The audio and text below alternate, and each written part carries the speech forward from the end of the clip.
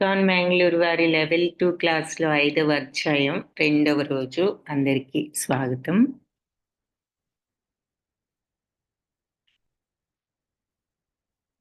కర్మ సన్యాస యోగంలో ఉన్నాము. ఓం అజ్ఞానతిమిరాంధస్య జ్ఞానాంజనశలాకయా చక్షురున్మిళితం యేన తస్మై శ్రీ గురవే నమః.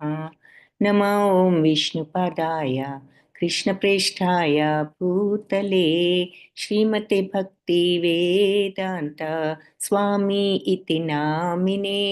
నమస్తే సారస్వతి దేవి గౌరవాణి ప్రచారిణే నిర్విశేష శూన్యవాది పాశ్చాత్య దేశధారిణే. हे कृष्णा करुणा सिंधो दीनबंधो जगत्पते गोपेश गोपिका कांता राधा कांता नमोस्तुते.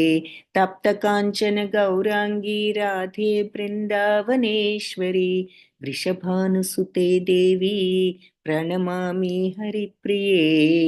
जय श्री कृष्ण चैतन्य प्रभु नित्यानंद श्री अद्वैत गदाधरा श्रीवासादि गौर भक्त वृंद. हरे कृष्णा कृष्णा कृष्णा हरे हरे, हरे राम राम राम हरे हरे, हरे कृष्णा कृष्णा कृष्णा हरे हरे, हरे राम राम राम हरे हरे. हरे कृष्णा कृष्णा कृष्णा हरे हरे, हरे राम राम राम हरे हरे. हरे कृष्णा कृष्णा कृष्णा हरे हरे, हरे राम राम राम हरे हरे. హరే కృష్ణ. సో కర్మ సన్యాస యోగం, కర్మయోగంలో లాస్ట్ అధ్యాయం ఇది. సో ఇందులో మనం 15 శ్లోకాల వరకు లాస్ట్ క్లాస్లో చూసాము. అర్జునుడు మొట్టమొదటగా మరి అంటే మధ్యలో 2 రోజులు క్లాసు మరి శని ఆదివారాలు లేదు కాబట్టి కంటిన్యూ చేద్దాం. కాబట్టి ఎంతవరకు ఏదైనా గుర్తుంటే ఈ 5వ అధ్యాయంలో ఏం చూసామన్నది జస్ట్ పాయింట్స్ ఏమైనా గుర్తుంటే చాట్ బాక్స్లో టైప్ చేయండి. మనం ఎలాగూ మళ్ళీ ఒకసారి క్విక్గా అది రివైజ్ చేద్దాము. సో మొట్టమొదటిగా అంటే అర్జున ఉవాచతో ప్రారంభమైంది. అర్జునుడు అడుగుతున్నాడు కదా, ఏమని అడిగాడు? సన్యాసం చేయమని ముందన్నావు, అంటే మరి సన్యాసం అంటే అన్నీ వదిలిపెట్టాలని కదా, కర్మ త్యాగం చేయమని చెప్పి ఇప్పుడేమో మళ్ళీ భక్తితో పనిచేయాలని చెప్తున్నావు. ఈ రెండిట్లో ఏది ఎక్కువ ప్రయోజనకరము? దయచేసి నాకు చెప్పవలసింది అని చెప్పి అర్జునుడు అడగడం జరిగింది. సో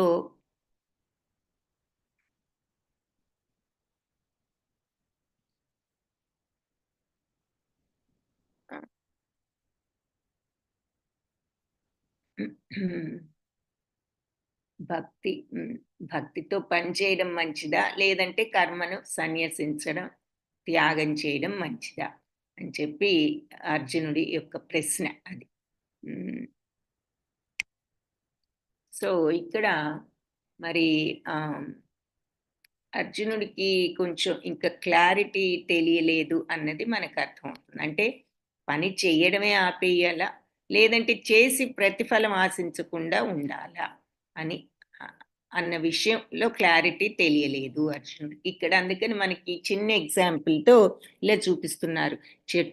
అర్జునుడు అడగలేదు ఈ ప్రశ్న, చెట్టు నాటడం మానేయాలా, చెట్టు నాటిన తర్వాత ఫలాలను ఆశించడం మానేయాలా అనలేదు. ఇది ఉదాహరణగా అర్జునుడి ప్రశ్నను మనకి ఈజీ మార్గంలో తేలికగా అర్థం చేసుకోవడానికి ఇక్కడ ఈ ఎగ్జాంపుల్ ఇచ్చారనమాట.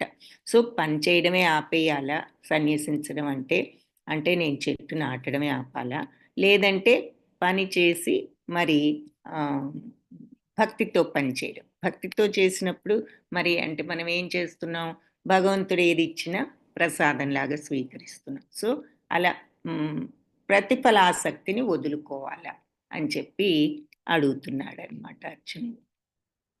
అప్పుడు భగవంతుడు ఏం చెప్తున్నారు? ఏం చెప్పారు? శ్రీ భగవానువాచ సన్యాస కర్మయోగశ్చ నిశ్రేయసకరావుభౌ తయోస్తు కర్మ సన్యాసాత్ కర్మయోగో విశిష్యతే. భగవంతుడు కర్మ సన్యాసము చేయడం అంటే పని త్యాగం చేయడం, భక్తితో పని చేయడం 2 కూడా మోక్షాన్ని ఇస్తాయి. కానీ రెండింట్లో కూడా పనిని త్యజించడం కంటే భక్తితో పని చేయడమే మంచిది అని చెప్పి చెప్పడం జరిగిందనమాట.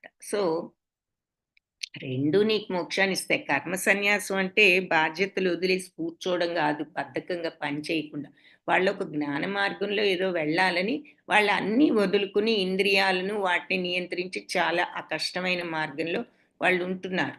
కాకపోతే అది మోక్షాన్నిస్తుంది. ఇది మోక్షాన్నిస్తుంది. కానీ ఈ రెండిటితో కంపేర్ చేస్తే పని వదిలిపెట్టి ఆ రకంగా వెళ్ళడం కంటే భక్తితో పని చేయడమే మంచిది అని చెప్పి చెప్పారు. అయితే ఎలా పని చేయటం ఎలా చేయాలి ఆ పని అంటే, పనిని నాకు సమర్పించి చెయ్యి. అప్పుడు నేను ఆ ప్రతిఫలం విషయం నేను చూసుకుంటాను. అంటే నువ్వు ప్రతిఫలం సంగతి ఆలోచించకు. నువ్వు పని సక్రమంగా చేయటం వరకు ఆలోచించి చెయ్యి అని చెప్పి చెప్తున్నారు. సో, భగవంతుడి కోసం ఆయన ప్రీత్యర్థం, భగవత్ ప్రీత్యర్థం పనిని సక్రమంగా నిర్వహించడం. ఆ తర్వాత ప్రతిఫలాన్ని ఆయన చూసుకుంటారు అనే భావంతో చెయ్యడం. సో, అందుకని ఇక్కడ మళ్ళీ మనకి ఇంకో చిన్న ఎగ్జాంపుల్ భక్తుడు అయితే ఏదైనా భగవత్ ప్రసాదం అనుకుంటాడు.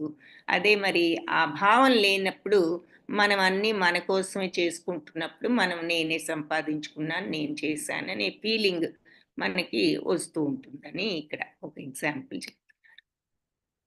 ఇంకా ఎవరు నిజమైన సన్యాసి అన్ని పనులు వదిలిపెట్టి వెళ్ళక్కర్లేదు. ఆ మార్గంలో ఉంటేనే సన్యాసి అనక్కర్లేదు. ఎవరైతే ప్రతిఫలాల మీద ద్వేషము, కాంక్ష, రాగద్వేషాలు వదులుకుంటారో, చేసే పనుల్లో వచ్చే ప్రతిఫలం మీద ఆసక్తి వదులుకోవడం అంటే రాగద్వేషాలు వదులుకోవడం. వాళ్ళు నిత్య సన్యాసులు. వాళ్ళు పనులు చేస్తున్నా వాళ్ళు సన్యాసుల కిందే లెక్క. ఎందుకంటే వాళ్ళు మానసికంగా అన్నిటిని త్యజించారు గాబట్టి. రాగద్వేషాలనే త్యజించగలిగారు. ప్రతిఫలాసక్తినే త్యజించగలిగారు గాబట్టి. ని ఎలా నిర్ద్వంద్వో హి మహాబాహో. వాళ్ళు ద్వంద్వాలన్నిటి నుంచి బయటపడ్డవాళ్ళు. ఎందుకు ద్వంద్వాలంటే ఆపోజిట్స్ అని చెప్పుకున్నాము. రాగద్వేషాలు, మరి ఇవన్నీ రిజల్ట్స్ ఏదొచ్చినా లాభ నష్టాలు అన్నిటి పట్ల సమభావంతో ఉంటున్నారు. ఒకదాని పట్ల ఇష్టం, ఒకదాని పట్ల ఇష్టం ఏదీ లేదు వాళ్ళకు. కాబట్టి ద్వంద్వాలన్నిటి నుంచి విడుదలయ్యారు. అంటే అన్ని ఆపోజిట్ సమయాల్లోనూ వాళ్ళు ఒకే రకంగా ఉంటున్నారు. వాటి ఎఫెక్ట్ వాళ్ళ మీద లేదు. ఈ ఆపోజిట్స్ యొక్క ఎఫెక్ట్. అలా ఉంటూ ద్వంద్వాల నుంచి బయటపడి సుఖం బంధాత్ ప్రముచ్యతే. వాళ్ళు ప్రశాంతంగా బంధాలన్నిటి నుంచి కూడా విముక్తిని పొందుతారు అని ఉదాహరణకి మరి అంబరీష్ మహారాజు భక్తుడై ఉండి మరి సన్యాసి అయినటువంటి దుర్వాస మహామునిని కూడా రక్షించగలిగాడు అనే ఉదాహరణ చూసాం. సో భక్తి మార్గంలో అలా ఉంటూ అన్ని పనులు చేయడం ఇంకా ఉత్తమము. అలాగే ఇలాంటి యోగంలో ఎవరైతే విశుద్ధాత్మ అంటే ఆత్మ లో రాగద్వేషాలు లేకుండా అలా కల్మషరహితమైన ఆత్మతో జితేంద్రియ ఇంద్రియాలను జయించి అంటే ఇంద్రియాల యొక్క ఇన్ఫ్లుయెన్స్ నుంచి బయటపడి విజితాత్ముడు అంటే మనస్సును జయించి సర్వభూతాత్మ భూతాత్మ అన్ని అందరిలో ఉండే ఆత్మ తన యొక్క ఆత్మ ఒకటే అని తెలుసుకున్నవాడు కుర్వన్నపి న లిప్యతే. ఎలాంటి కర్మలు చేసినా అతనికి ఏ దోషము అంటదు. సో, ఎవరైతే ఇలా భక్తి మార్గంలో ప్రతిఫలాసక్తి లేకుండా పనిచేస్తూ హ్మ్, కల్మషరహితంగా విశుద్ధమైన ఆత్మతో మనస్సును, ఇంద్రియాలను కూడా కంట్రోల్ చేసుకుని అందరినీ సమభావంతో చూసేవాడు. సమస్త జీవుల్లో ఆత్మ తన ఆత్మ ఒకటే అంటే మరి అందరం గూడా భగవదంశతో ఉన్నవాళ్ళమే. ఆయన ఆత్మ అందరిలోనూ ఉంది అనే సమత్వంతో అందరి పట్ల ఉండేవాడు కర్మలు చేసినా ఎలాంటి దోషము అంటదు. చెప్తూ సరే భక్తితో పని చేయమన్నారు నవవిధ భక్తులు. శ్రవణం, కీర్తనం, స్మరణం, పాదసేవనం, అర్చనం, వందనం, దాస్యం, సఖ్యం, ఆత్మనివేదనం. శ్రవణం పరీక్షిత్ మహారాజు. తర్వాత కీర్తన, ఇది భాగవతం వింటున్నాడు సుఖమహాముని నుంచి. కీర్తన మీరాబాయి, స్మరణం హరిదాస్ ఠాకూర్ నిత్య స్మరణం చేసేవాడని మీకు చెప్పుకున్నాం. పాదసేవ లక్ష్మీదేవి, అర్చనం పృథు మహారాజు, వందనం ధ్రువ మహారాజు, దాస్యం హనుమాన్ జీ గొప్ప దాస్య భక్తుడు, సఖ్యం అర్జునుడు సఖ్యభక్తి, ఆత్మనివేదనం బలి చక్రవర్తి, మరి తర్వాత గోపికలు, వీళ్ళందరినీ కూడా ఉదాహరణగా చూపించవచ్చు. Complete surrender. శ్రవణం ద్వారా కీర్తనకు మీరాబాయి ఆవిడెప్పుడు భగవంతుడి కీర్తనల్లోనే ఉండేది. స్మరణ ఈయన 24 గంటలు ఈ నామస్మరణ చేస్తూనే ఉండేవారు. మరి ముస్లిం మతస్థుడు అని భయపడుతూ చైతన్య మహాప్రభు దగ్గరికి వస్తాడు ఆ మంత్రోపదేశం కోసం. అయితే చైతన్య మహాప్రభు ఎంతో ఆదరంతో ఆయన్ని స్వీకరించి ఆ మంత్రాన్ని ఉపదేశిస్తే ఇక దానిని అహర్నిశలు ఆ మంత్రం చెప్పుకుంటూ చివరికి మరి ముస్లిం మతస్థులందరూ కూడా ఎన్నో బాధలు పెట్టడం, నదిలో పడవేయడం ఇవన్నీ చేశారు. ఎందుకంటే హిందూ మతాన్ని అనుసరిస్తున్నాడు అని. కానీ చివరికి చైతన్య మహాప్రభు చేతిలోనే ఆయనకు మోక్షం కలిగింది. ఆ తర్వాత పాద సేవనానికి మరి ఎప్పుడు లక్ష్మీదేవి ఆవిడ భగవంతుడి పాదాల దగ్గరే ఉంటుంది కాబట్టి ఆవిడని ఉదాహరణగా చూపిస్తున్నారు. అర్చన పృథు మహారాజు, వందనం ధ్రువ మహారాజు. ధ్రువ మహారాజ్ స్టోరీ చెప్పుకున్నాం అనుకుంటా. ఇందులో ధ్రువ మహారాజ్ స్టోరీ తెలియని వాళ్ళు ఎవరైనా ఉంటే హ్యాండ్ రైజ్ చేయండి. ఈలోపు ఆన్సర్స్ చూద్దాము. నిన్న క్లాస్లో ఏం చూసామంటే జ్యోత్స్న మాతాజీ కర్మ సన్యాసం కన్నా భక్తితో కూడిన కర్మ మంచిది, ప్రతిఫలాపేక్ష లేకుండా కర్మ చేయాలి. Very good. పద్మ మాతాజీ కర్మ చేయాలి, ప్రతిఫలం ఆశించకూడదు. Okay, very good.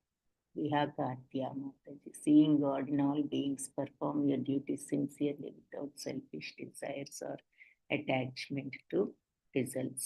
Okay, very good. Bhimeswara Rao Prabhuji శాస్త్ర ప్రకారం కర్మం చేయాలి, ప్రతిఫలాసక్తి లేకుండా భగవత్ ప్రీతి కొరకు కర్మం చేయాలి. Very good. Hanumantharao Prabhuji, seeing God in all living things leave the results to me. ఇంకొక పాయింట్ ఏంటంటే ముందు పనిని భగవత్ ప్రీతి అర్థం అది కూడా కరెక్ట్గా చేసి. Very Madhavi Mataji screen share అవ్వలేదు అంటున్నారు. స్క్రీన్ షేర్ అవ్వలేదా? కనిపించట్లేదా స్క్రీన్? మాతాజీ స్క్రీన్ కనిపించడం లేదు మీకు? హరే కృష్ణ. అవును మాతాజీ, స్క్రీన్ కనిపించలేదు. అవును మాతాజీ. ఓకే మాతాజీ. ప్రణామాలు మాతాజీ. హరే కృష్ణ మాతాజీ.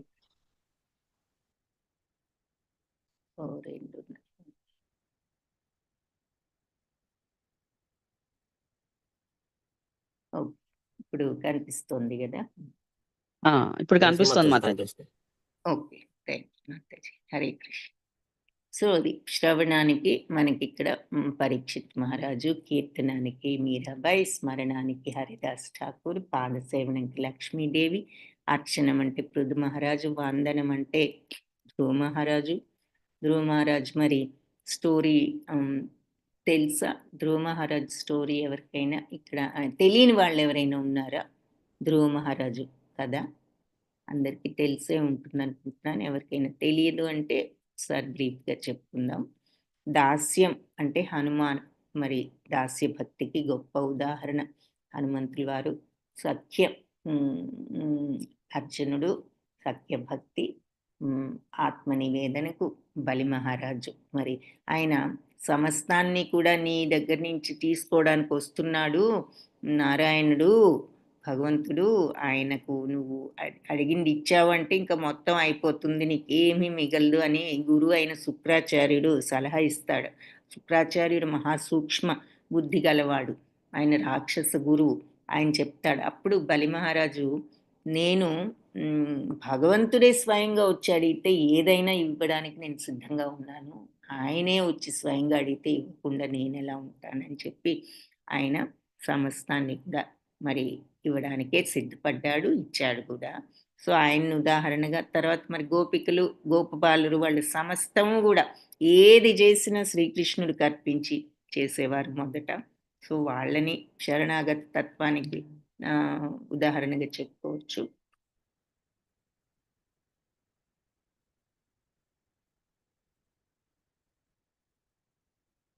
సో, ధ్రువ మహారాజ్ స్టోరీ తెలియని వాళ్ళెవరు లేరు కదా!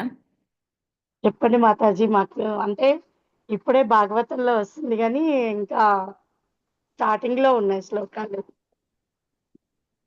అది మీరు 18 డే క్లాస్‌లో వినలేదా? 18 డేస్ క్లాస్‌లోనా ఏమో మాతాజీ గుర్తులేదు. అంటే ఆ రోజు మాకు కొంచెం కరెంట్ పోయి డిస్టర్బ్ అయింది నెట్.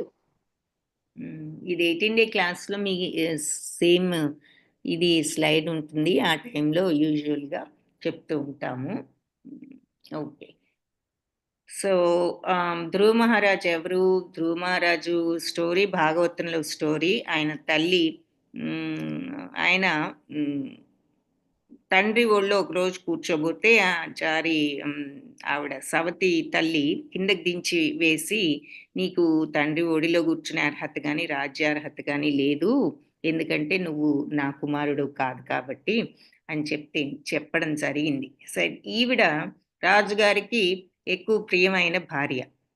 సో, అప్పుడు ధ్రువ మహారాజు తల్లి దగ్గరికి వెళ్లి, "ఎందుకు నాకు ఈ అర్హత లేదు" అని అడిగితే ఆవిడ, "నీకెవ్వరు సహాయం చేసే స్థితిలో లేరు నాయనా. నీకు సహాయం చేయగలిగింది ఆ భగవంతుడు ఒక్కడే" అని చెప్తే, "అయితే నేను ఆ భగవంతుడినే అడుగుతాను" అంటే, "ఆయన ఎక్కడుంటారు" అంటే, "నువ్వు అదెక్కడో అరణ్యంలో తపస్సులు చేసుకునే వాళ్ళకి తప్ప భగవద్ దర్శనం అవ్వదు" అని చెప్తే, "అయితే నేను వెళ్ళి ఆ తపస్సే చేస్తానంటూ" అరణ్యానికి వెళ్తూ ఉంటే నారద మహర్షి దారిలో ఆపబోతే ఆయన నేను ఏ ఏది ఏమైనా నేను భగవంతుడిని చూడ్డానికి నేను ఈ ప్రయత్నం చేయవలసిందే అంటే ఇంకప్పుడు నారద మహర్షి ఓం నమో భగవతే వాసుదేవాయ అనే మంత్రాన్ని చెవిలో ఉపదేశించి ఈ మంత్రాన్ని నువ్వు జపించుకో అని చెప్పి పంపిస్తే ఇంకప్పుడు వెళ్ళి ఆ మంత్ర జపం చేస్తూ మరి అరణ్యంలో అప్పుడప్పుడు కొంచెం ఫలాలు ఏదో నీరు తీసుకుంటూ క్రమేణా ఫలాలు అన్నీ మానేసి నీరు మాత్రం తీసుకునేవాడు.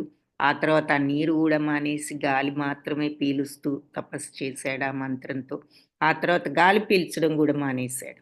మానివేసి అంత తీవ్రమైన తపస్సు చేయడం ప్రారంభించేసరికి మరి అంత తీవ్ర తపస్సుకి ఎప్పుడు గూడా లోకాలన్నీ కంపిస్తాయి. సో, అందరూ వెళ్ళి మరి భగవంతుడి దగ్గరికి వెళ్ళి ఈ విషయం గురించి చర్చిస్తూ ప్రార్థిస్తే భగవంతుడు ప్రత్యక్షమై నీకేం వరం కావాలో కోరుకో అంటే తీరా భగవంతుడు ప్రత్యక్షమైన తర్వాత ఏం చెప్తాడంటే నాకేమీ వద్దు నిన్ను స్తుతించే భాష నాకు ప్రసాదించు చాలు అంటాడు. మరి 5 సంవత్సరాలే కాబట్టి 6 నెలలు 6 నెలల్లోనే అంత తీవ్ర తపస్సు చేసేసరికి భగవంతుని దర్శించుకోగలిగాడు. అప్పుడు తీరా దర్శనం వచ్చిన తర్వాత ఏది అడగలేదు. చిన్నవాడు కాబట్టి భగవంతుడిని స్తుతించే భాష కూడా రాదు కాబట్టి నిన్ను స్తుతించేటటువంటి సరి అయిన విధానంలో నిన్ను స్తుతించే భాషను ప్రసాదించు అంటే అప్పుడు భగవంతుడు ప్రసాదిస్తే భగవంతుడిని స్తుతించడం. ఆ తర్వాత భగవంతుడు అనుగ్రహంతో ఆయనకి రాజ్యమే కాకుండా మరి తండ్రి ఒడిలో స్థానము, త అన్ ఇద్దరి తల్లుల దగ్గర నుంచి వాత్సల్యం. ఆయన పోయిన తర్వాత కూడా ధ్రువలోకం అనేటటువంటి ఒక లోకాన్ని ఇవ్వడం జరిగింది. అంటే ఆ శరీరం అంతమైన తర్వాత కూడా ఆయనకి ధ్రువలోకాన్ని భగవంతుడు ఇచ్చారు. సో, అందుకే ఈ రోజున గూడా మనం ఆకాశంలో చూస్తే ధ్రువ నక్షత్రం అన్నిటికంటే ఎక్కువ బ్రైట్‌గా ఉండే నక్షత్రం ధ్రువ నక్షత్రం అని కనిపిస్తూ ఉంటుంది. సాధారణంగా ఎంతో మబ్బొస్తే తప్పితే కొద్దిగా మబ్బులొచ్చినా ఈ ధ్రువ నక్షత్రం ఎక్కువ మనకి వెంటనే కనిపిస్తుంది. సో, అది ధ్రువలోకం. అది ఇవ్వడం జరిగింది. సో, అది ధ్రువ మహారాజ్ స్టోరీ. సో, ఆయన వందనం అంటే ఇక్కడ చేతులు జోడించడం అంటే ఆ భక్తితో ప్రార్థనా భావం అని అర్థం. దాస్యం, సఖ్యం అర్జునుడు, దాస్యం హనుమంతుల వారు, ఆత్మ నివేదనం మరి గోపికలు, గోపబాలురు, బలి మహారాజు.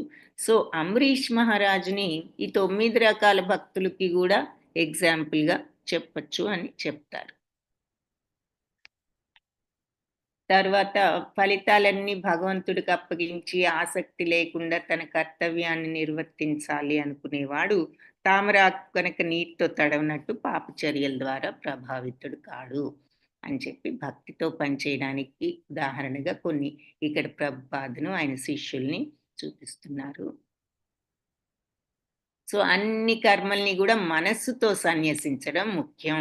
అలా ఉన్నప్పుడు ఈ నవద్వారాలు ఏమిటి నవద్వారాలు? 2 కళ్ళు, 2 చెవులు, మరి నోరు 5, ముక్కు 2 రంధ్రాలు 7, జననాంగాలు 2 మొత్తం 9 నవరంధ్రాల దేహంలో మరి వాళ్ళు పని చేస్తున్నా గూడా చెయ్యనట్లే ఈ నవద్వారపురిలో సంతోషంగా ఉంటారు.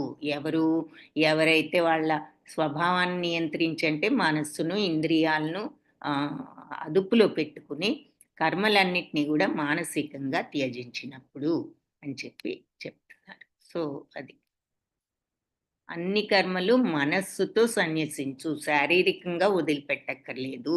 నువ్వు పని చేసి కర్మ ఫలాలను నువ్వు ఎక్స్‌పెక్ట్ చేయకుండా వాటి మీద ఆసక్తిని వదులుకున్నప్పుడు మానసికంగా నువ్వు త్యజించినప్పుడు నువ్వు కర్మ చేసినా గూడా కర్మ చేయటానికి కారణం కాకుండా ఉండగలుగుతావు. తద్వారా మోక్షానికి మార్గం. అందుకే నీ శరీరంలోనే నువ్వు ప్రశాంతంగా ఉండొచ్చు.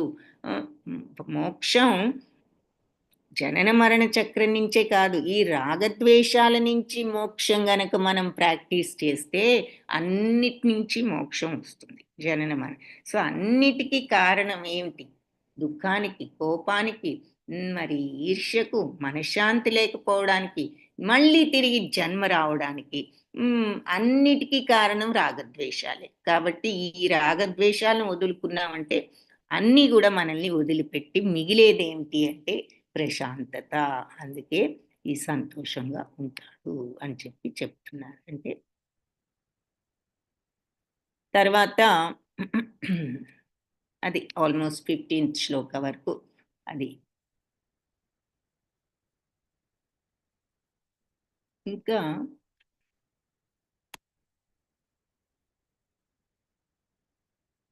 అన్ని కర్మలు మనస్సు త్యజించినప్పుడు 14th దాంట్లో దేహం అనే పురానికి అధిపతి అయిన ఈ దేహి కర్మల్ని సృష్టించడం గాని, కర్మలయందు జనుల్ని వేరే వాళ్ళని ప్రేరేపించటం గాని, కర్మఫలాలను సృష్టించడం గాని చెయ్యడు అని చెప్పి చెప్తున్నారనమాట. సో, ఇదంతా ప్రకృతి త్రిగుణాల చేతనే చేయబడుతోంది. సో, ఇలాంటి వాళ్ళు ఈ స్వభావాన్ని నియంత్రించుకున్నారు కాబట్టి వాళ్ళు అంటే మనం మామూలుగా వాళ్ళకి తెలుసు ఇవన్నీ గూడా స్వభావం చేయించే పనులు అని చెప్పి. ఎవరైతే ఈ జ్ఞానంతో, ఈ అండర్‌స్టాండింగ్‌తో ఈ విషయాన్ని అర్థం చేసుకుని, రాగద్వేషాలు లేకుండా మరి శుద్ధమైన మనసుతో, భక్తితో పనిచేస్తూ ప్రతిఫలాసక్తిని లేకుండా చేయగలుగుతారో, వాళ్లకు ఆ జ్ఞానం అనేది స్లోగా వస్తుంది గాబట్టి, ఇదంతా ప్రకృతి త్రిగుణాలు జయిస్తున్నాయి అన్నది వాళ్లకు తెలుసు అని చెప్పి, అందుకని వాళ్ళు కర్మఫలాలను సృష్టించుకోవడం గాని, వేరే వాళ్ళతో ఇది, అది అని చేయించాలని గాని అలాంటివేవి గూడా వాళ్ళు అనుకోరు. కర్మలను సృష్టించుకోరు వాళ్ళు గూడా. సృష్టించుకోవడం అంటే కోరికలొచ్చినయి ఏదైనా కోరికొచ్చిందనుకోండి, ఆ కోరిక తీర్చుకోవడానికి మనం కర్మ చేస్తాం కదా! అందుకని అది మనమే సృష్టించుకున్నాం. మన కోరికను బట్టి మనం కర్మ సృష్టించుకున్నాం. వీళ్ళు ఇదంతా మరి కోరిక ఎలా కలుగుతుందంటే మన స్వభావం. ప్రకృతిలో మనకున్న ఈ స్వభావాన్ని బట్టి మనకి సత్వగుణం ఉన్న, రజోగుణం ఏదో ఒక స్వభావం. దానిని బట్టి ఆ పనికి ఆ స్వభావానికి అనుగుణమైన పనులు, కోరికలు కలుగుతూ ఉంటాయి. అవి చేయడానికి మనం తీర్చుకోవడానికి పనులు సృష్టించుకుంటున్నాము. అది ఇలాంటి వాడికి జ్ఞానికి అటువంటివేవి కూడా ఉండవు. ఏదో తను చేయవలసిన శారీరకంగా చేయవలసిన పనులు చేస్తాడు అంతవరకే గాని అతను కోరికల కోసం పనులు పెట్టుకోడు.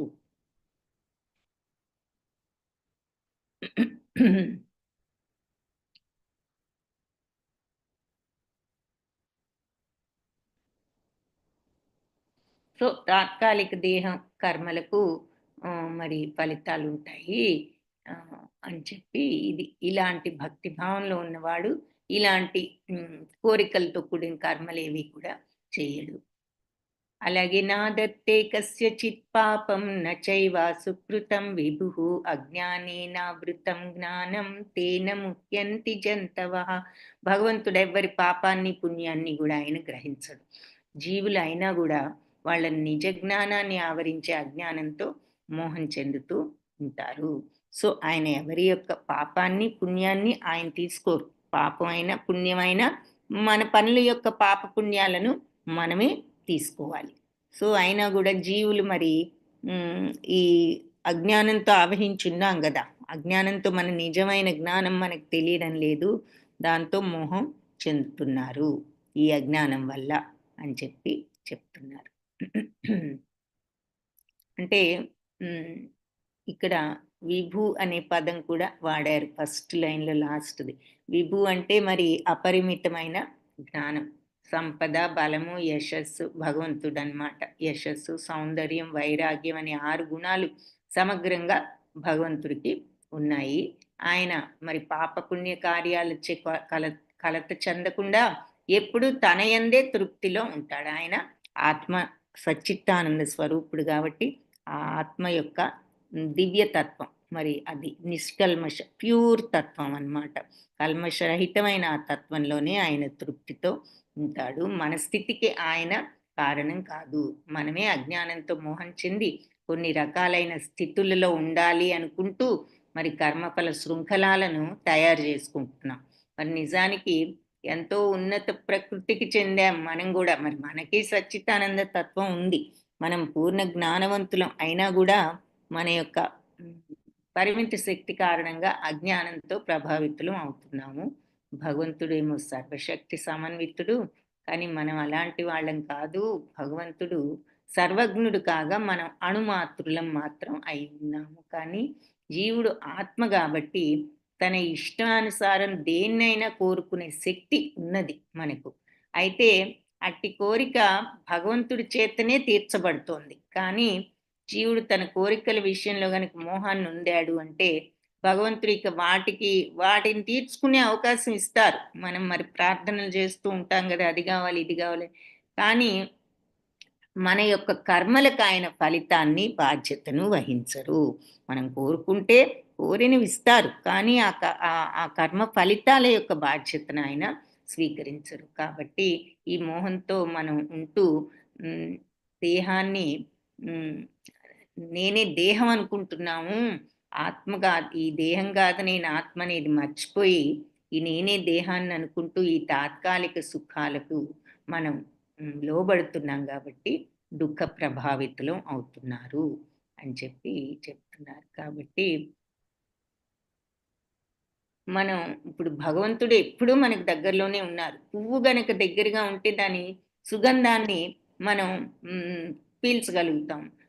అలా జీవుల యొక్క కోరికలన్నిటినీ కూడా ఆయన మనతోనే ఉన్నారు కాబట్టి ఆయనకు అన్నీ తెలుసు. వాస్తవానికి కోరిక అనేది మరి జీవుడికి బంధమే. భగవంతుడు జీవులకు వారి అర్హతను బట్టి కోరికలను కూడా పూర్ణం చేస్తూ ఉంటారు. ఈ విధంగా మనిషి తలుచుకోవటం, భగవంతుడు ఆ కోరికను పూర్ణం చేయటం జరుగుతూ ఉంటుంది. అంటే మనిషి తన కోరికలను పూర్ణం కావించుకోవడంలో శక్తిమంతుడు కాడు. కోరికలు తీర్చుకున్నంత మాత్రాన మనం శక్తివంతులం అవ్వం. కానీ భగవంతుడు మాత్రం అలాగే ఆయన మన కోరికలు తీర్చినా కూడా సర్వుల ఎడ ఆయన తటస్థుడు. కానీ మనకి కొన్ని విషయాల్లో ఆయన స్వాతంత్రం ఇచ్చారు. ఏమిటి ఆ విషయాలు అంటే మరి మన కోరికల్లో ఆయన జోక్యం కలిగించుకోడు. అంటే మన మనసు ఎటువైపు వెళ్తుంది, ఏది కావాలి, భగవంతుడు ఆధ్యాత్మికత కావాలా, ఈ భౌతిక ప్రపంచంతో బంధాలు ఈ కోరికలు కావాలా అనే విషయంలో భగవంతుడు ఏమీ కల్పించుకోరు. ఆ విషయంలో మనకే వదిలేశారనమాట. సో మనమే చూస్ చేసుకునే స్వాతంత్రం మనకు ఉన్నది, కానీ సరి అయిన మార్గాన్ని మనం ఎన్నుకోవడం ముఖ్యం. కాబట్టి ఎవరైనా ఏదైనా కావాలి అనుకున్నప్పుడు దానిని ఆయన వాళ్ళు ఆ కోరికను ఆయన వాళ్ళకి తీర్చడం కూడా జరుగుతుంది. కానీ దాని యొక్క లాభ నష్టాలకు ఆయన బాధ్యుడు కాదు అని చెప్పి చెప్తున్నారు.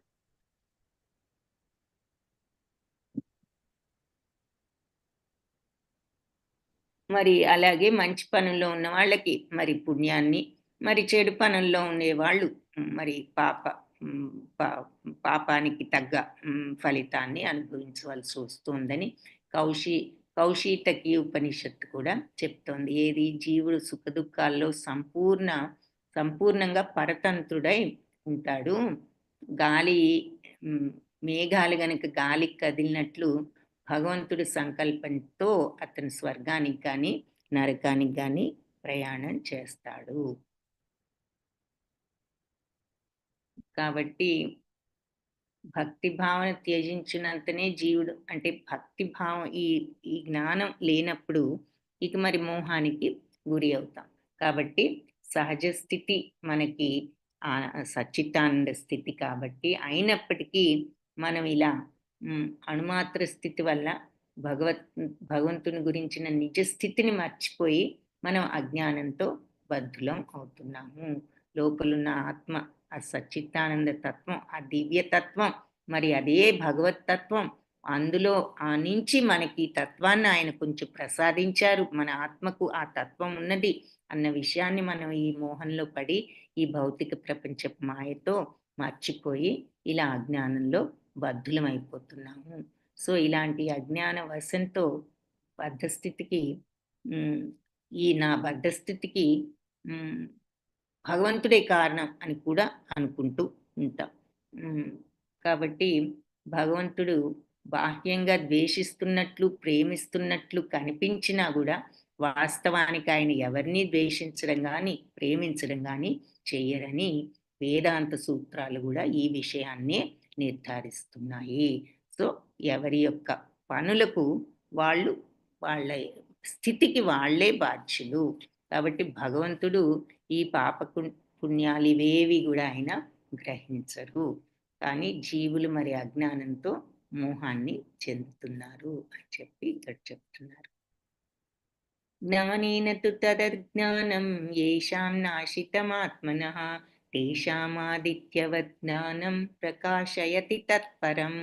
సో అజ్ఞానాన్ని నశింపజేసే జ్ఞానంతో మనిషి ప్రకాశవంతుడైనప్పుడు పగటి సమయంలో సూర్యుడు గనక సర్వాన్ని ఎలా ప్రకాశింపజేస్తాడో జ్ఞానం మొత్తం సర్వాన్ని కూడా వ్యక్తం చేస్తుంది. ఎప్పుడు ఈ జ్ఞానం మనిషిలో ఉదయించినప్పుడు మొత్తం అంతా కూడా అతనికి అర్థమవుతుంది, ఈ మోహం పోయి అని చెప్పి చెప్తున్నారు. అంటే ఎగ్జాంపుల్ ఏం చెప్పారు, సూర్యుడు పగలు వచ్చి రాత్రి చీకటిని పారదొలగానే సూర్యుడు రాగానే మొత్తం అంతా వెలుగుతో నిండిపోయి అన్నీ మనకి ఎంత స్పష్టంగా కనపడతాయి. అలా ఈ జ్ఞానం ఎప్పుడైతే ఉదయిస్తుందో మనిషిలో సమస్తం కూడా అర్థమైపోతుంది, వ్యక్తమైపోతుంది అని చెప్పి చెప్తున్నారు. సో ఇక్కడ జ్ఞానములో ఉన్న వాళ్ళకి ఎప్పుడు మోహానికి గురికారు.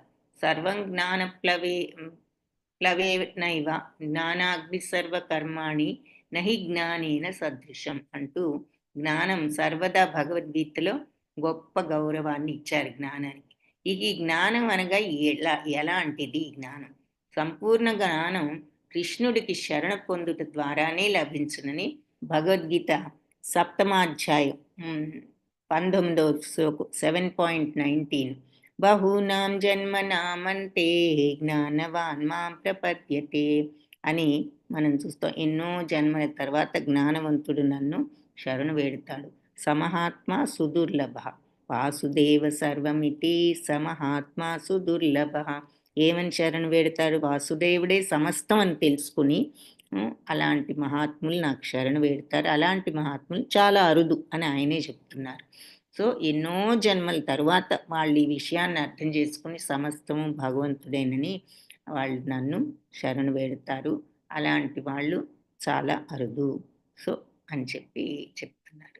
సో అలా ఎన్నో జన్మల తర్వాత అయిన వాడు భగవంతుడిని శరణు వేడినప్పుడు పగటి సమయంలో సూర్యుడి వలె సర్వము గోచరమైనట్లు అతనికి సర్వము కూడా వెల్లడి చేయబడును.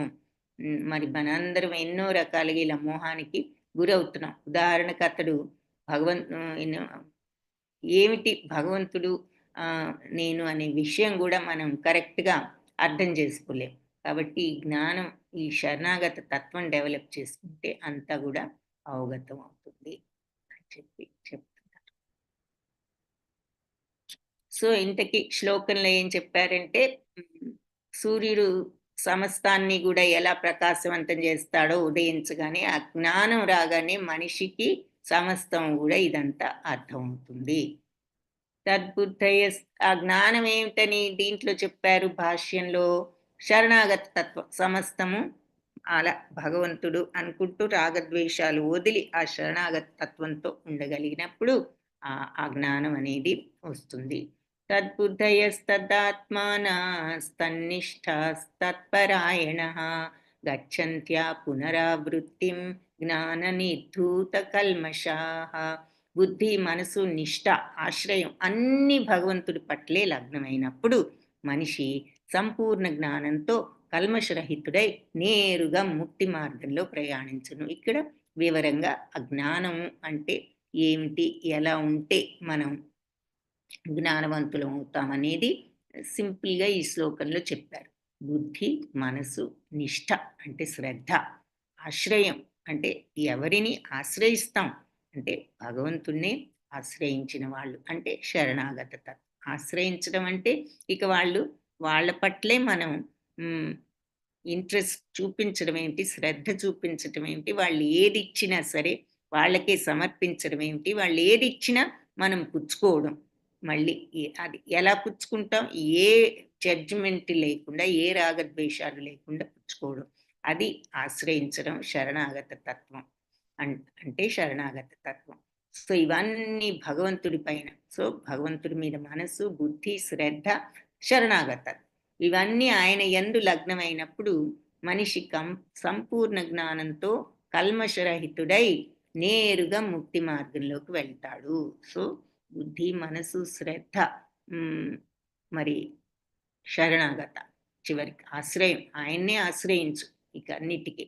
సో అప్పుడు నువ్వు కల్మషరహితుడుగా ఉండగలుగుతావు. తద్వారా కల్మషరహితుడిగా ఉన్నావు అంటే ఇక ముక్తి మార్గంలో వెళ్తారు. సో కల్మషం లేకుండా ఉండాలి అంటే మనస్సును, బుద్ధిని, ఆశ్రయాన్ని కూడా భగవంతుడి పైన పెట్టాలి. అది కల్మషరహితంగా ఉండడానికి మార్గం. అప్పుడు కల్మషరహితులుగా ఉన్న వాళ్ళు ముక్తి మార్గం వైపు వెళ్తారు. సో మనసును, బుద్ధిని భగవంతుడి వైపు పెట్టాలి అంటే దేని మీద అయినా ఇంట్రెస్ట్ రావాలంటే ఏం చేస్తాం? మనకి ఇంట్రెస్ట్ దేని మీద ఉంటుంది? దేని గురించి ఆలోచిస్తూ ఉంటామో దాని మీదే ఇంట్రెస్ట్ కలుగుతుంది కదా. ఒక పాట ఉంది, బాగుందని పదే పదే మనం దాని గురించి ఆలోచిస్తే అదే నోటి మీదకి వస్తూ ఉంటుంది. అలాగే ఒక సీరియల్ నచ్చింది, దాని గురించే ఆలోచిస్తుంటే రేపు ఎప్పుడు వస్తుందా మళ్ళీ అది చూడాలని ఇక అదే ఉంటుంది మైండ్లో. ఏ విషయాన్ని గురించి, అలాగే వస్తువు, మరి బజార్ వెళ్ళినప్పుడు ఏదైనా చూసాము అంటే చూసి ఊరుకుంటే ఏది ఉండదు, దాని గురించి ఆలోచిస్తాం. అబ్బా అది బాగుంది, బాగుంది, బాగుంది, ఇది ఇంత చక్కగా ఉంది, అంత చక్కగా 10 సార్లు ఆలోచించామంటే అది కొనుక్కోవాలని విపరీతమైన కోరిక. సో ఏది మనం ఆలోచిస్తే దాని మీదే మనకు కోరిక కలుగుతుంది. కాబట్టి మనసు, బుద్ధి దేని మీద ఉంటే మన యొక్క మనసు, బుద్ధి వాటి మీదే మరి కోరికతో డెవలప్ అవుతాయి. కాబట్టి బుద్ధిని, మనస్సును భగవంతుడి మీద ఆ శ్రద్ధ, వస్తువులు, భౌతిక విషయాలు కాకుండా ఆయన మీద పెట్టగలిగాము అంటే, మరి ఆయన్ని ఆశ్రయించగలిగాము అంటే ఆటోమేటిక్గా మనకి ఈ జ్ఞానం అనేది వస్తుంది. యద్భావం తద్భవతి అని చెప్పి మరి వినే ఉంటారు. ఏది ఆలోచిస్తామో అదే అవుతాము అని. సో మంచి ఆలోచిస్తే మంచితనం వస్తుంది, చెడు ఆలోచిస్తే చెడు అలవడుతుంది. అలాగే మరి భగవంతుని గురించి ఆలోచించాము అంటే మరి భగవంతుడినే మనం పొందగలుగుతాం. కాబట్టి అందుకే స్మరణం, మరి శ్రవణం ఇవన్నీ ఇంత ఇంపార్టెంట్ అని చెప్పేది. మనం ఏది వింటూ ఉంటే మనకి దాని గురించిన ఆలోచనే మైండ్లో వస్తూ ఉంటాయి కదా. అందుకని అనవసరపు విషయాలు, మరి అనవసరపు సీరియల్స్ చదివినందువల్ల, చూసినందువల్ల మనకి ఏం ఉపయోగం? అసలు ఈ జగత్తే మాయ అంటుంటే అది ఇంకా ఈ జగత్తులో కూడా మాయ అవి. కాబట్టి వాటి వల్ల ఉపయోగం లేదు. మరి మనం అదే భగవంతుడి గురించే ఈ భాగవతమో, భగవద్గీతో ఇలా ఆధ్యాత్మికత, భగవంతుని గురించిన విషయాలు విన్నప్పుడు మన ఆసక్తి కూడా దాని మీద పెరుగుతుంది. అలాగే మరి చదవడం, మనం ఏదైనా పారాయణ చేయాలన్నా వినడం, హ్మ్, ఇవన్నీ. తర్వాత స్మరణం. అందుకే మనకు ఎప్పుడూ మరి వినలేకపోయినా మరి మనం ఖాళీ సమయంలో మామూలుగా కూర్చొని ఏవో పనులున్నాయి అనుకుంటూ మనల్ని మనమే డిసీవ్ చేసుకుంటూ ఉంటాం. టైం దొరకడం లేదు. మనం ఏది నామం జపించాలంటే బిజీగా ఉంటుందనుకుంటాం. నిజమే రోజువారీ పనులుంటాయి. కానీ మనం ఎన్ని అనవసర పనులు చేయడంలా, ఎంత సమయం మనం టీవీ చూడటంలో వ్యర్థం చేస్తూ ఉంటాము. కబుర్లు చెప్పడంలో వ్యర్థం చేస్తూ ఉంటాం. అనవసరపు కబుర్లు. అనవసర విషయాలు ఆలోచించడంలో వ్యర్థం చేస్తూ ఉంటాము కూర్చొని ఒక్కొక్కసారి. మరి ఇవన్నీ కట్ చేసుకుని మనం చేయవలసిన పనులు చేస్తూ, మిగతా భగవంతుడిని స్మరించడానికి కూడా కొంత సమయాన్ని పెట్టుకోవాలి. మైండ్‌లో వెనక ఎప్పుడూ ఆ నామస్మరణ అలవాటు చేసుకుంటూ ఉండాలి. అదేంటి అంటే కొంత సమయంతో మనం అందుకే నామస్మరణ ఇంపార్టెంట్. ఈ భగవంతుడు ఈ కలియుగంలో మనల్ని కడతేర్చగలిగేది నామస్మరణ అని చెప్పారు కాబట్టి, భగవన్నామాన్ని వినడం, జపించడం ముఖ్యం అన్న విషయాన్ని మనం గుర్తుంచుకొని, మరి మొదట్లో చాలా కష్టమే. ఈ అలవాట్లన్నీ విషంలాగా ఉంటాయి. తర్వాత అవి అమృతం అవుతాయి. కానీ మరి ఈ భౌతిక సంబంధమైన ఈ కోరికలు, వ్యామోహాలు మొదట్లో అమృతంలాగా ఉంటాయి. తర్వాత అవే మనకు విషం అవుతాయి. కాబట్టి మొదట్లో విషంలాగా ఉన్నా మనం ఎంతో టైం కొంత పెట్టుకొని ప్రాక్టీస్ చేయటం చేయాలి. ఆ తర్వాత మనకి మనశ్శాంతి లేనప్పుడు ఆ నామస్మరణే మనకెంతో మనశ్శాంతిని ఇస్తూ ఉంటుంది. కాబట్టి అది ప్రాక్టీస్ చేయటం మనం ప్రారంభించితే అది మనకే ఆ డిఫరెన్స్ తెలుస్తూ ఉంటుంది. కాబట్టి కల్మషరహితంగా ఉండాలి అంటే మనస్సును, బుద్ధిని ఆయన మీద లగ్నం చేయగలగాలి. నిష్ఠ కూడా, శ్రద్ధ ఆయన మీద ఉండాలి. నిష్ఠ అంటే ఇక్కడ శ్రద్ధ అని చెప్పుకోవచ్చు. శ్రద్ధని సినిమాల మీద, టీవీ మీద, అనవసరపు విషయాల మీద, బాహ్యపు ఈ ప్రలోభాల పట్ల నుంచి మళ్ళించి భగవంతుడి వైపుకు ఆ శ్రద్ధను తిప్పాలి. ఆశ్రయం కూడా అన్నిటికీ భగవంతుడే ఆశ్రయం. మనం భౌతిక ప్రపంచంలో వాళ్ళు వీళ్ళు మనకు కోరికలు తీర్చేవాళ్ళు మనకు పనికొస్తారు అనుకోవచ్చు. మన ఉద్యోగస్తులు, వాళ్ళ మేనేజర్లు కానీ, బాసులు కానీ, ఇంట్లో ఇంకెవరైనా అధికారం ఉన్న వాళ్ళు కానీ అయితే అవ్వచ్చు.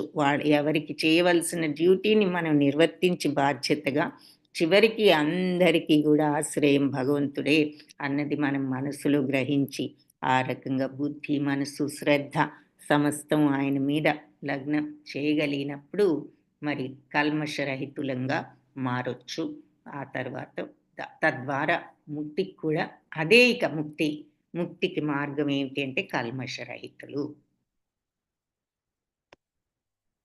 విద్యా వినయ సంపన్నే బ్రాహ్మణే గవిహస్తిని శుని చైవ శ్వపాకే చ పండిత సమదర్శినః. విద్యా వినయ సంపన్నుడైన యోగులు మరి పండితులు, మరి పండిత సమదర్శిన. పండితుడు సమానంగా చూస్తాడు ఎవరిని? విద్యా వినయ సంపన్నుడైన బ్రాహ్మణునైనా, గవి గోవునైనా, హస్తిని ఏనుగునైనా, శుని కుక్కనైనా, అలాగే నిశ్చయంగా శ్వపాకేచ ఆ మాంసం తినేవాడినైనా అందరినీ కూడా సమాన దృష్టితో చూస్తారు. ఎవరు? వినమ్రులైన యోగులు అని చెప్పి చెప్తున్నారు. ఎందుకు? అందరిలో కూడా ఆయన పరమాత్మను చూస్తాడు కాబట్టి. ఈ పండితుడు విద్యా వినయ సంపన్నుడైన ఈ బ్రాహ్మణునైనా, గవి గోవునైనా, మరి హస్తిని ఏనుగునైనా, శుని కుక్కనైనా, శ్వపాకైచ ఈ మాంసాన్ని తినేవాళ్ళైనా ఎవరినైనా అందరిలో కూడా ఆయన పరమాత్మను చూస్తున్నాడు. ఆయన కుక్క అనుకోవడం లేదు, పండితుడు అనుకోవడం లేదు, ఏనుగు అనుకోవడం లేదు, ఏదో మామూలు మనుషులు అనుకోవడం లేదు. అందరిలోనూ ఉన్నది పరమాత్మ అన్న విషయాన్ని చూస్తున్నాడు కాబట్టి అందరినీ సమాన దృష్టితో చూస్తాడు అని చెప్పి ఇక్కడ చెప్తున్నారు. అందరిలోనూ భగవంతుడి యొక్క అంశ ఉన్నది అనే భావం వాళ్లకు ఉన్నది.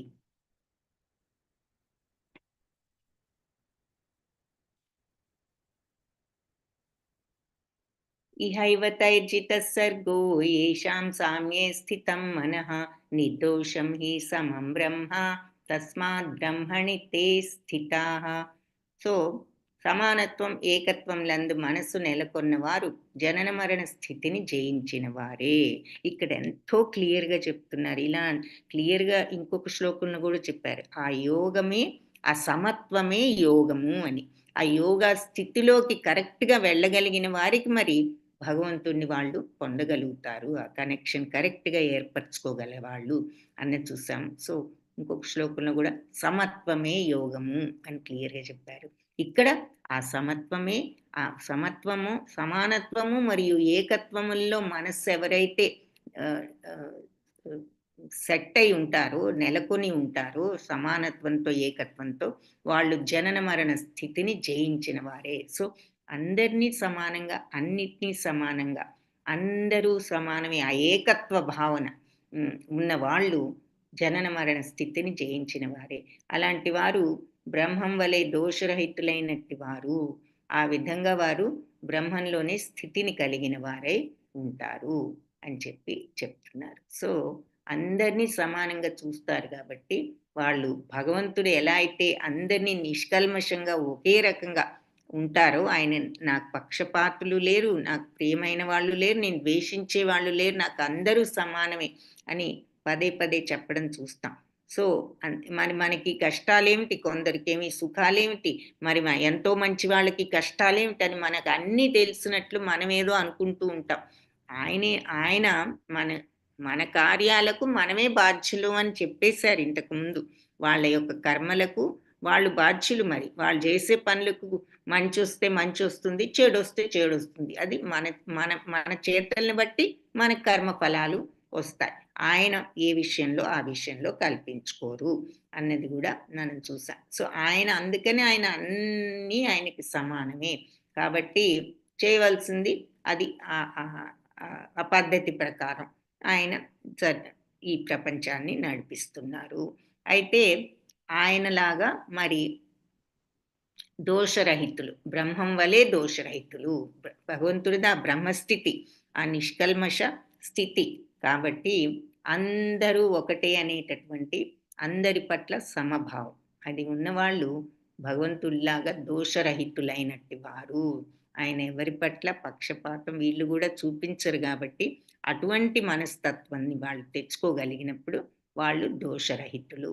అంటే ఎగ్జాంపుల్ మనం చూసాం కదా, అందరికీ మార్గదర్శకుడిగా నువ్వు ప్రవర్తించు, నాకు ఏది అక్కర్లేకపోయినా నేను నా డ్యూటీస్ నేను చేస్తున్నాను, ఎందుకంటే అందరూ మరి నన్ను ఫాలో అవుతారు కాబట్టి ఫాలో అయితే ఇలా ఉండాలి అని. అలాగే తత్వం కూడా భగవంతుడి తత్వాన్ని మనం ఫాలో అవ్వాలి. ఆయన తత్వం ఏమిటి? నిష్కల్మష ప్రేమతత్వం. అది అలవర్చుకోవాలి. ఆయన్ని చూసి మనం నేర్చుకుని అలవర్చుకోవాల్సింది అది. ఎప్పుడైతే మనం ఆ ప్రేమతత్వాన్ని అలవరిస్తే మరి మనకి ఆ బ్రహ్మంలాగానే దోషరహితులం అవుతాము. ఆ విధంగా వాళ్ళు బ్రహ్మంలోనే స్థితిని కలిగిన వారు అవుతారు. సో ఆ రకమైన తత్వాన్ని మనం అలవర్చుకున్నామంటే మరి బ్రహ్మంలోకి వెళ్ళే స్థితిని మనం పొందగలుగుతాం. మరి భగవంతుడి దగ్గరికి వెళ్ళాలి అంటే ఆ ప్యూర్ నేచర్ ఉన్న ప్లేస్కి మనకు ప్యూర్ నేచర్ లేకుండా ఎలా వెళ్ళగలుగుతాం? కాబట్టి ఆయన నిష్కల్మష తత్వాన్ని మనం తెచ్చుకోగలిగినప్పుడే మనం భగవంతుడి యొక్క ఆ పరంధామానికి, ఆ నిష్కల్మష తత్వం ఉండే ప్రదేశానికి వెళ్ళాలి అంటే ఆ తత్వం మనకి రావాలి. కాబట్టి ఈ సమానత్వం, ఏకత్వం ఎవరైతే మనసులో నెలకొంటారో వాళ్ళు మరి దోషరహితులై మరి ఈ జనన మరణ స్థితిని జయించి పరబ్రహ్మంలో స్థితిని కలిగిన వారు అవుతారు. వాళ్ళు బ్రహ్మతత్వంలో స్థితులై ఆ రకంగా మోక్షాన్ని జనన మరణ చక్రం నుంచి పొందుతారు అని చెప్తున్నారు. సో ఆ ఏకత్వ భావం, సమానత్వం ఆత్మానుభవానికి అది గుర్తు అని ఇక్కడ భాష్యంలో కూడా చెప్తున్నారు. పైన చెప్పినట్లు మనస్సునందుల ఆ సమానత్వం ఉండడమే ఆత్మతత్వం తెలుసుకోవడం అంటే ఇక వేరే ఏమీ లేదు. ఈ సమానత్వ ఫీలింగే. రాగద్వేషాలు వదిలి అందరూ సమానమే, అన్ని విషయాల్లోనూ సమానత్వంతో ఉండగలిగినప్పుడు అదే ఆత్మతత్వాన్ని తెలుసుకోవడం, పరతత్వాన్ని తెలుసుకోవడం, భగవంతుణ్ణి పొందడం, మోక్షాన్ని తెచ్చుకోవడం అన్నీ ఒకటే. సో ఆ స్థితి ఏది అంటే ఇది. సమానత్వం, ఏకత్వం మనస్సులో నెలకొన్నవారు జనన మరణ స్థితిని జయించిన వారే. ఎందుకు? వాళ్ళు బ్రహ్మం వలె దోషరహితులై ఉంటారు కాబట్టి. ఎందుకు? అన్నిటిని సమానంగా చూస్తున్నారు కాబట్టి. ఆ రకంగా వాళ్ళు బ్రహ్మంలోనే స్థితిని కలిగిన వారు అవుతారు. అంటే ఆ రకంగా మరి భగవంతుడి యొక్క ధామానికి వాళ్ళు కల్మషరహితులై అదే రకంగా ఉండగలుగుతారు కాబట్టి వాళ్ళు ఆ ప్లేస్‌కి వెళ్ళగలుగుతారు అని చెప్తున్నారనమాట. సో, సమానత్వం అంటే ఏమిటి అని మళ్ళీ డౌటొస్తే అందరినీ సమంగా ఎప్పుడు చూస్తాము? రాగద్వేషాలు లేనప్పుడు. రాగద్వేషాలు ఉన్నంత కాలం అందరినీ సమంగా చూడలేము. అన్ని పరిస్థితుల్లోనూ సమత్వంతో ఉండలేం. కాబట్టి ఆ రాగద్వేషాలను క్రమేణా తగ్గించుకోవడానికి ప్రయత్నించి ఆ శుద్ధ సత్వ స్థితికి రావడానికి ప్రయత్నించాలి. నా ఆ విషయాన్ని ఎన్ని రకాలుగా చెప్తున్నారో చూడండి మరి. న ప్రహృష్యేత్ ప్రియం ప్రాప్య నోద్విజేత్ ప్రాప్య చాప్రియం స్థిరబుద్ధిరసమ్మూఢో బ్రహ్మవిద్ బ్రహ్మణి స్థితః. సో, ప్రియమైంది పొందినప్పుడు పొంగిపోకుండా, అప్రియమైంది ప్రాప్తించినప్పుడు ఉద్వేగం చెందకుండా, స్థిరబుద్ధితో ఉన్నవాడు, మోహపరవశుడు కానివాడు, భగవద్విజ్ఞానాన్ని సంపూర్ణంగా తెలిసినవాడు అయిన మనిషి పరబ్రహ్మంలోనే స్థితిని కలిగిన వాడు అవుతాడు అని చెప్తున్నారు. సో, ఇక్కడ ఇంకా క్లారిటీతో చెప్తున్నారనమాట. ఈ పరబ్రహ్మంలో స్థితిని కలిగి ఉండటం అంటే ఏమిటి అనేది. అంటే రాగద్వేషాలు వదలటం అంటే ఎలాగు? అంటే మనకిష్టమైనది జరిగినప్పుడు యూజువల్‌గా ఉప్పొంగిపోతూ ఉంటాం గదా! అలా ఉప్పొంగిపోకుండా, అప్రియమైనది జరిగినప్పుడు ఒకటే ఉద్వేగం, దుఃఖం, మరి డిసప్పాయింట్‌మెంట్ దాంతో మరి బాధ, కోపం ఇవన్నీ వచ్చేస్తాయి ఉద్వేగాలు. అలా ఉద్వేగపడకుండా స్థిర బుద్ధితో ఎవరైతే బ్యాలెన్స్డ్‌గా ఉంటారో, ఏది జరిగినా ఒకే రకంగా ఉండగలిగిన వాడు, మోహపరవశులు కాని వాళ్ళు. ఈ మోహంతో పరవశత్వం అది కావాలి, ఇది కావాలి తీరినప్పుడు విపరీతమైన ఆనందం, తీరనప్పుడు విపరీతమైన దుఃఖం, కోపం ఇవేవి ఈ మోహపరవశత్వాలు లేకుండా స్థిర బుద్ధితో బ్యాలెన్స్డ్‌గా ఈక్వానిమిటీ అంటారు ఇంగ్లీష్‌లో.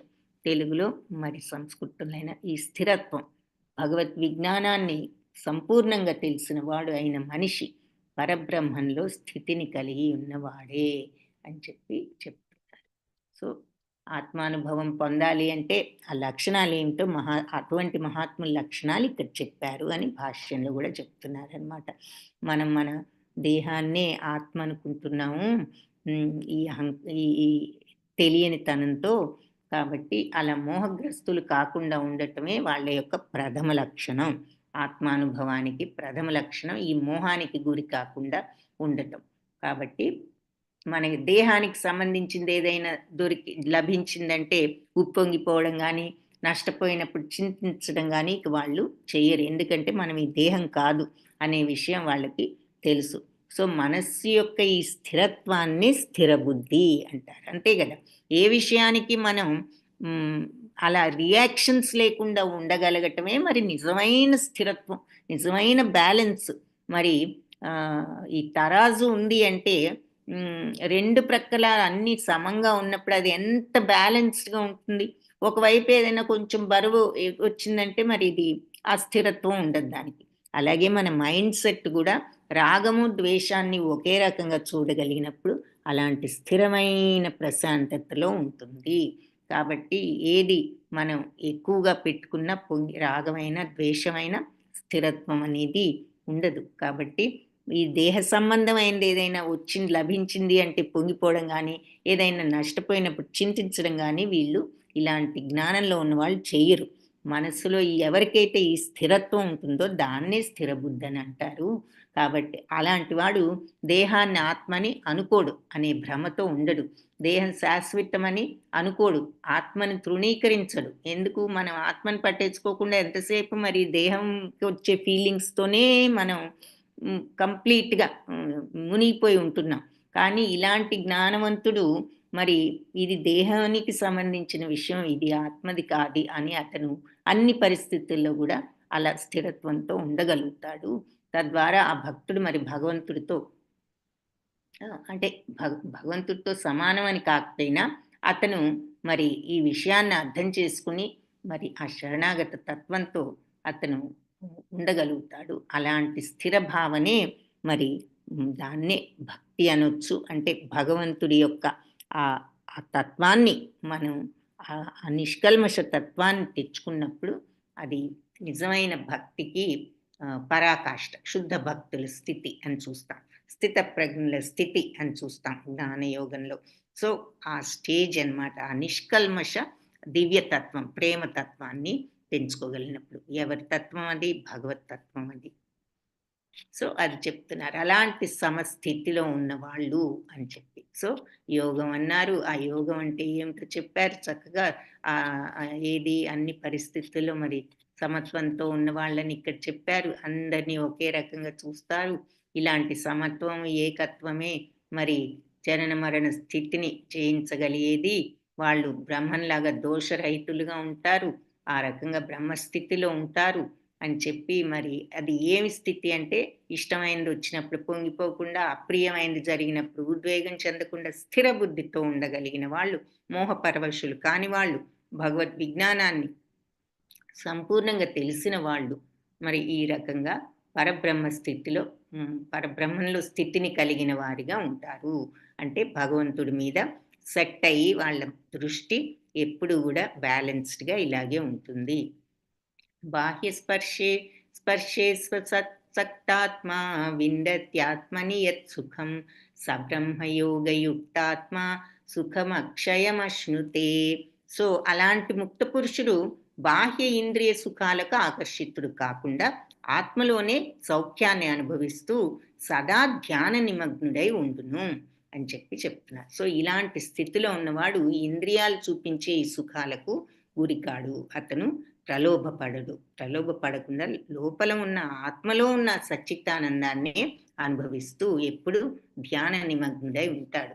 పరబ్రహ్మాన్ని ధ్యానించే కారణంగా ఆత్మదర్శి ఆ విధంగా అనంత సౌఖ్యాన్ని అనుభవిస్తాడు. అతని బాహ్య ప్రపంచపు సుఖాల పట్ల ఆకర్షితుడు కాకుండా లోపల ఉన్న ఆత్మ ఇచ్చే ఆ సచ్చిత్తానంద తత్వాన్ని అతను అది ఎప్పుడు కూడా దాంట్లో ధ్యాన నిమగ్నుడై దాని గురించే ఆ ఆనందాన్ని అనుభవిస్తూ ఉంటాడు.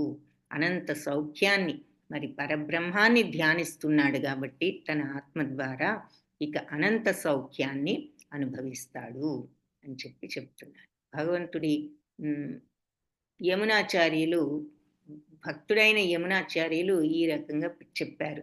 భగవంతుడి దివ్య ప్రేమయుక్త సేవలో నియుక్తమై దేవదేవుడి యందు నిత్య నూతనమైన ఆనందాన్ని నేను అనుభవిస్తున్నాను కాబట్టి నాకు మైదున సుఖభావన కలిగినంతనే ఆ రుచిచే నా ముఖం వికారం ఉంది.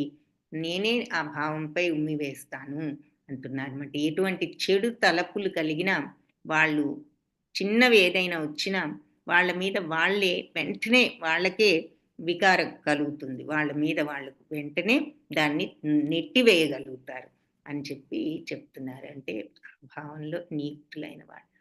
సో, శ్లోకంలో అది చెప్పారు. వాళ్ళు ఇంద్రియ సుఖాలకు ఆకర్షితులు కాకుండా ఆత్మానందంలోనే వాళ్ళు సర్వానందాన్ని అనుభవిస్తూ ఉంటారు. అనంత సౌఖ్యాన్ని అనుభవిస్తారు అని చెప్పి చెప్తున్నారు. ఎందుకంటే వాళ్ళు మరి పరబ్రహ్మ రూపమైన ఆత్మ తత్వాన్ని వాళ్ళు ఈ సమత్వంతో ఆ ప్రశాంతతను, ఆ అనంత సౌఖ్యాన్ని అంటే అంతం లేని సౌఖ్యం అన్నమాట అది. బాహ్య సుఖాలన్నిటికీ అంతాలున్నాయి. ఏది పర్మనెంట్‌గా మనకు ఆనందాన్ని చేకూర్చదు. కానీ ఇది అనంత సౌఖ్యం. అంటే ఎండ్‌లెస్ ఆనందాన్ని ఇచ్చేటటువంటిది ఆత్మలోని ఆత్మతత్వంలో ఉన్న ఆనందం. మరి అంతే గదా! రాగద్వేషాలు వదిలితే ఇంక మనకి బాధేముంది? అంతా ఆనందమే, అంతా ప్రశాంతతే. ఏహి సంస్పర్శజా భోగా దుఃఖయోనయ ఏవ తే ఆద్యంతవంత కౌంతేయ నతేషు రమతే బుధః. ఈ ఏహి సంస్పర్శజా భోగ ఇవన్నీ గూడా ఎందుకొస్తున్నాయి మీకు అంటే ఇక్కడ క్లియర్‌గా చెప్తున్నారు మళ్ళీ. సంస్పర్శజ భోగ ఈ ఇంద్రియ భోగాలతో కాంటాక్ట్ దుఃఖయోనయ ఏవతే ఇవన్నీ గూడా మీకు దుఃఖమే తీసుకొచ్చేవి. ఆద్యంతవంత కౌంటేయ. పైగా ఎలాంటి ఆనందం వస్తుంది వీటి నుంచి? ఆది అంతాలు ఉండే ఆనందం. వీటన్నిటికి బిగినింగ్‌లు, ఎండ్‌లు ఉంటాయి. ఈ ఆనందాలన్నిటికి గూడా. ఇల్లు కొనుక్కుంటే బ్రహ్మాండంగా ఉంటుంది. కారు కొనుక్కుంటే బ్రహ్మాండంగా ఉంటుంది. కొత్త ఫోను చిన్న వస్తువైనా చాలా ఆనందం. అది ఒక్క రోజు, వారం. కారు కొంటే ఒక నెల, ఇల్లు కొనుక్కుంటే ఒక సంవత్సరం. ఆ తర్వాత అన్నీ పాతబడిపోతాయి. ఇంకా ఏవో 100 కోరికలొస్తాయి. కాబట్టి ఇవన్నిటికి బిగినింగ్, ఎండ్ ఉంటాయి. ఈ ఇంద్రియానుభవంతో మనం పొందే సుఖాలు. కానీ అందుకని నతేషు రమతే బుధః. బుధః అంటే వివేకవంతుడు నతేషు అంటే వీటన్నిటిలో రమతే ఆనందాన్ని పొందడు. సో, తెలివిగలవాడు, వివేకవంతుడు ఇంద్రియ సంపర్కంతో కలిగే ఈ దుఃఖ కారణాల్లో పాల్గొనడు. ఇవన్నీ దుఃఖ కారణాలే. మరి కోరికలు తీర్చుకున్నందుకు ఏమన్నా ఆనందం ఉందా? ఉంటుంది. ఎంతకాలం? చాలా కొద్ది. అది కోరికను బట్టి. చిన్న కోరికైతే తక్కువ కాలం, పెద్ద కోరికైతే ఇంకొంచెం ఎక్కువ కాలం ఆనందం ఉంటుంది. కానీ దాని తర్వాత మళ్ళీ 100 కోరికలతో దుఃఖం వస్తుంది. కాబట్టి ఈ దుఃఖ కారణాలంటే ఈ ఇంద్రియాలు చూపించే కోరికలు, ఈ ప్రలోభాల వైపు పాల్గొనడు. ఇవన్నీ దుఃఖ కారణాలే. ఎందుకు? అవి తెచ్చుకోవడానికి ఎన్ని అవస్థలు పడుతున్నాం మరి. ఫోన్ కొనుక్కోవాలంటే సరే డబ్బు ఉంటే పర్వాలా, లేకపోతే ఇబ్బందే. కారు కొనుక్కోవాలంటే మరి అందరూ కొనుక్కోగలరా? ఎన్ని అవస్థలు పడి కొనుక్కుంటాం. ఇల్లు కట్టించుకోవాలంటే నా మాటలేనా మరి? ఎన్నో అవస్థలు పడి కట్టించుకుంటాం. ఆ సుఖాలన్నీ గూడా ఆది అంతాలు ఉన్నాయి. కాబట్టి తెలివిగలవాడు వాటిల్లో ప్రియాన్ని పొందడు. ఈ భౌతిక సుఖాలలో ఆనందాన్ని చూసుకోడు, వెతుక్కోడు తెలివిగలవాడు. ఎందుకంటే ఇవన్నీ ఈ ఆనందాలన్నీ టెంపరరీ అని అతనికి తెలుసు. ఇప్పుడు ఆనందం అనిపించినా కొన్నాళ్ళకు ఎన్నో కొన్ని రోజులకు మనకు మళ్ళీ ఆనందం నశించిపోతుంది. కాబట్టి మనకు కావాల్సిన పర్మనెంట్ ఆనందం మన యొక్క ఆత్మలోనే ఉన్నది అని చెప్పి వివేకవంతుడు ఇంద్రియ సంపర్కాలతో దుఃఖ కారణాలే అవి. వాటిల్లో ఆనందాన్ని వెతుక్కోడు. ఎందుకంటే వాటన్నిటికీ ఆది అంతాలు ఉన్నాయి కాబట్టి. సో, భాగవతంలో గూడా ఏం చెప్పారు? మరి మానవ జన్మలో ఇంద్రియ ప్రీతి కొరకు కష్టించి పని చేయడం హ్మ్. యుక్తం కాదు. కరెక్ట్ కాదు. ఈ ఇంద్రియ కోరికలు తీర్చుకోవడానికి నువ్వు ఇన్ని తిప్పలు పడటం అనవసరం. ఎందుకంటే ఆ ఇంద్రియ సుఖాలన్నీ గూడా మలభక్షణం చేయు సూకరాలుకు సైతం లభిస్తున్నాయి. మలభక్షణం చేసే ఈ సూకరాలు గూడా ఇంద్రియ సుఖాలు పొందుతున్నాయి. దానికి బదులు జీవిత మనుగడను శుద్ధిపరిచే తపస్సును ఈ జీవితంలోనే మీరు చేపట్టండి. తత్ఫలితంగా మీరు అనంతమైన ఆధ్యాత్మిక ఆనందాన్ని అనుభవించగలరు. మీరు ఇంద్రియ కోరికల వెంట పరిగెట్టడం చేయకండి. అది ఏమిటి అంటే మలభక్షణం చేసే జంతువులు గూడా ఇంద్రియ కోరికలను కోరుకుంటూ వాటి వెనక వెళ్తున్నాయి. ఇక వాటికంటే తెలీదు. మీరు తెలిసి మీరు గూడా అదే మార్గంలో ఉండటంలో ఉపయోగం ఏముంది? మానవ జన్మ వచ్చింది గాబట్టి ఈ జీవితాన్ని శుద్ధపరిచే తపస్సును చేపట్టండి. శుద్ధం చేసుకోండి మీ మైండ్‌ను. తత్ఫలితంగా మీరు అనంతమైన ఆధ్యాత్మిక ఆనందాన్ని అనుభవించగలరు అంటున్నారు. అందుకని నిజమైన యోగులు ఈ భవబంధాలకు కారణమైన ఇంద్రియ సుఖాలకు, ఆకర్షణకు గురికారు అని చెప్తున్నారు. ఈ విషయ సుఖాల పట్ల ఎంత ఎక్కువ అనురక్తి పెరుగుతుందో మనిషి అంత దుఃఖాల్లో చిక్కుకుంటాడు అని చెప్తున్నారు. సో, మా భగవంతుడు కూడా ఇంద్రియ సుఖాల వల్ల దుఃఖ కారణాలే, వాటన్నిటికీ ఆది అంతాలు ఉంటాయి కాబట్టి తెలివిగల వాళ్ళు వాటిల్లో సుఖాలను వెతుక్కోరు అని చెప్తున్నారు. శక్నోతి హైవయ సోఢుం ప్రాక్షరీర విమోక్షణాత్ కామక్రోధోద్భవం వేగం సయుక్త సుఖీ నరః. దేహాన్ని వదలడానికి ముందే ఇంద్రియ కోరికలను అదుపు చేసుకోగలిగిన వాడు, అంటే మనం పోయే లోపలే మనం ఈ స్థితికి రాగలిగితే, కోరికల్ని కంట్రోల్ చేసుకునే స్థితికి, కామక్రోధ వేగాన్ని అణచగలిగిన వాడు దివ్య స్థితి అందు ఉన్నవాడై ఈ జగంలో సుఖవంతుడు అవుతాడు.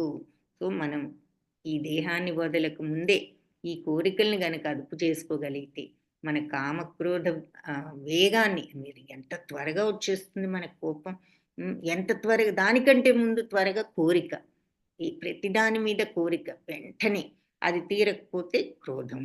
సో, ఈ అంత వెంటనే వస్తాయి కదా. అందుకని ఆ వేగాన్ని, కామక్రోధాల యొక్క వేగాన్ని అణుచుకోగలిగిన వాడు దివ్య స్థితిలో ఉన్నవాడై ఈ జగత్తులో సుఖవంతుడవుతాడు. సుఖవంతుడంటే మళ్ళీ ఏదో ఈ ఇంద్రియ సుఖాలతో సుఖవంతుడు కాదు, మానసికంగా సుఖవంతుడవుతాడు. ఎవరైతే కామక్రోధాలను అణుచుకోగలుగుతాడో, ఇంద్రియాలను అణుచుకోగలుగుతాడో, ఈ కోరికలను అదుపు చేసుకోగలుగుతాడో అతను సుఖంగా ఉండగలడు. సో ఆత్మానుభవ మార్గంలో వెళ్ళాలనుకునే వాళ్ళు ఇంద్రియ వేగాన్ని అణుచుకోవడానికి ప్రయత్నించాలి అని భాష్యంలో చెప్తున్నారు. వాచావేగం అంటే మాటలో తొందరపాటు, క్రోధం కోపంతో తొందరపాటు, మనోవేగం మనస్సు కూడా వెంటనే రియాక్ట్ అయిపోతుంది, ఏదైనా విన వెంటనే రియాక్షన్ వచ్చేస్తుంది. ఉదర వేగం హంగరు, కొంచెం ఇదైంది అంటే ఇక ఆగలేం ఆకలికి, అలా జిహ్వ వేగం, ఇలా ఎన్నో ఇంద్రియ వేగాలు ఉన్నాయి. ఇవన్నీ కూడా ఇంద్రియాలు కలిగించే తొందరపాట్లు అన్నమాట. ఈ ఇంద్రియ వేగాల్ని మనస్సును అదుపు చేసుకోగలిగిన వాడు గోస్వామి లేదా స్వామి అని చెప్పి అంటూ ఉంటారు. అలాంటి గోస్వాములు మరి నిష్టగా నియమాన్ని జీవిస్తూ అన్ని విధాలైనటువంటి ఇంద్రియ వేగాల నుంచి దూరమై ఉంటారు. మరి కోరికలు అనేవి సంతృప్తి చేసుకోలేనప్పుడు క్రోధాన్ని ఇస్తాయి కదా. మన కోరిక తీరకపోతే మనకి వెంటనే దుఃఖం కోపం వస్తాయి. తత్కారణంగా మరి మనకి మనసు, కళ్ళు, హృదయం అన్నీ కూడా ఉద్వేగం చెందుతాయి ఈ కోపంతో. కాబట్టి ఈ భౌతిక దేహాన్ని విరచడానికి ముందే మనందరం కూడా ఈ ఇంద్రియ మనోవేగాల్ని కంట్రోల్ చేసుకోవటానికి ప్రయత్నించాలి. ఇలా చేయగలిగిన వాడు ఆత్మానుభవం పొందిన వాడని భావింపబడును. అలాంటి ఆత్మానుభవ స్థితిలో అతను పూర్ణ ఆనందాన్ని అనుభవిస్తాడు. ఎందుకు? కామము, క్రోధము ఏది లేదు కాబట్టి ప్రశాంత స్థితిలోనే ఉంటాడు. కాబట్టి కోరికని, క్రోధాలని తీవ్రంగా అణచటానికి ప్రయత్నించటమే ఆధ్యాత్మిక జ్ఞాన సంపన్నుని యొక్క విద్యుక్త ధర్మము. మనం ఆధ్యాత్మిక మార్గంలో ఉండాలి అంటే మన డ్యూటీ ఏమిటి అంటే ఈ కోరికని, కోపాన్ని కంట్రోల్ చేసుకోవడం అని చెప్పి చెప్తారు.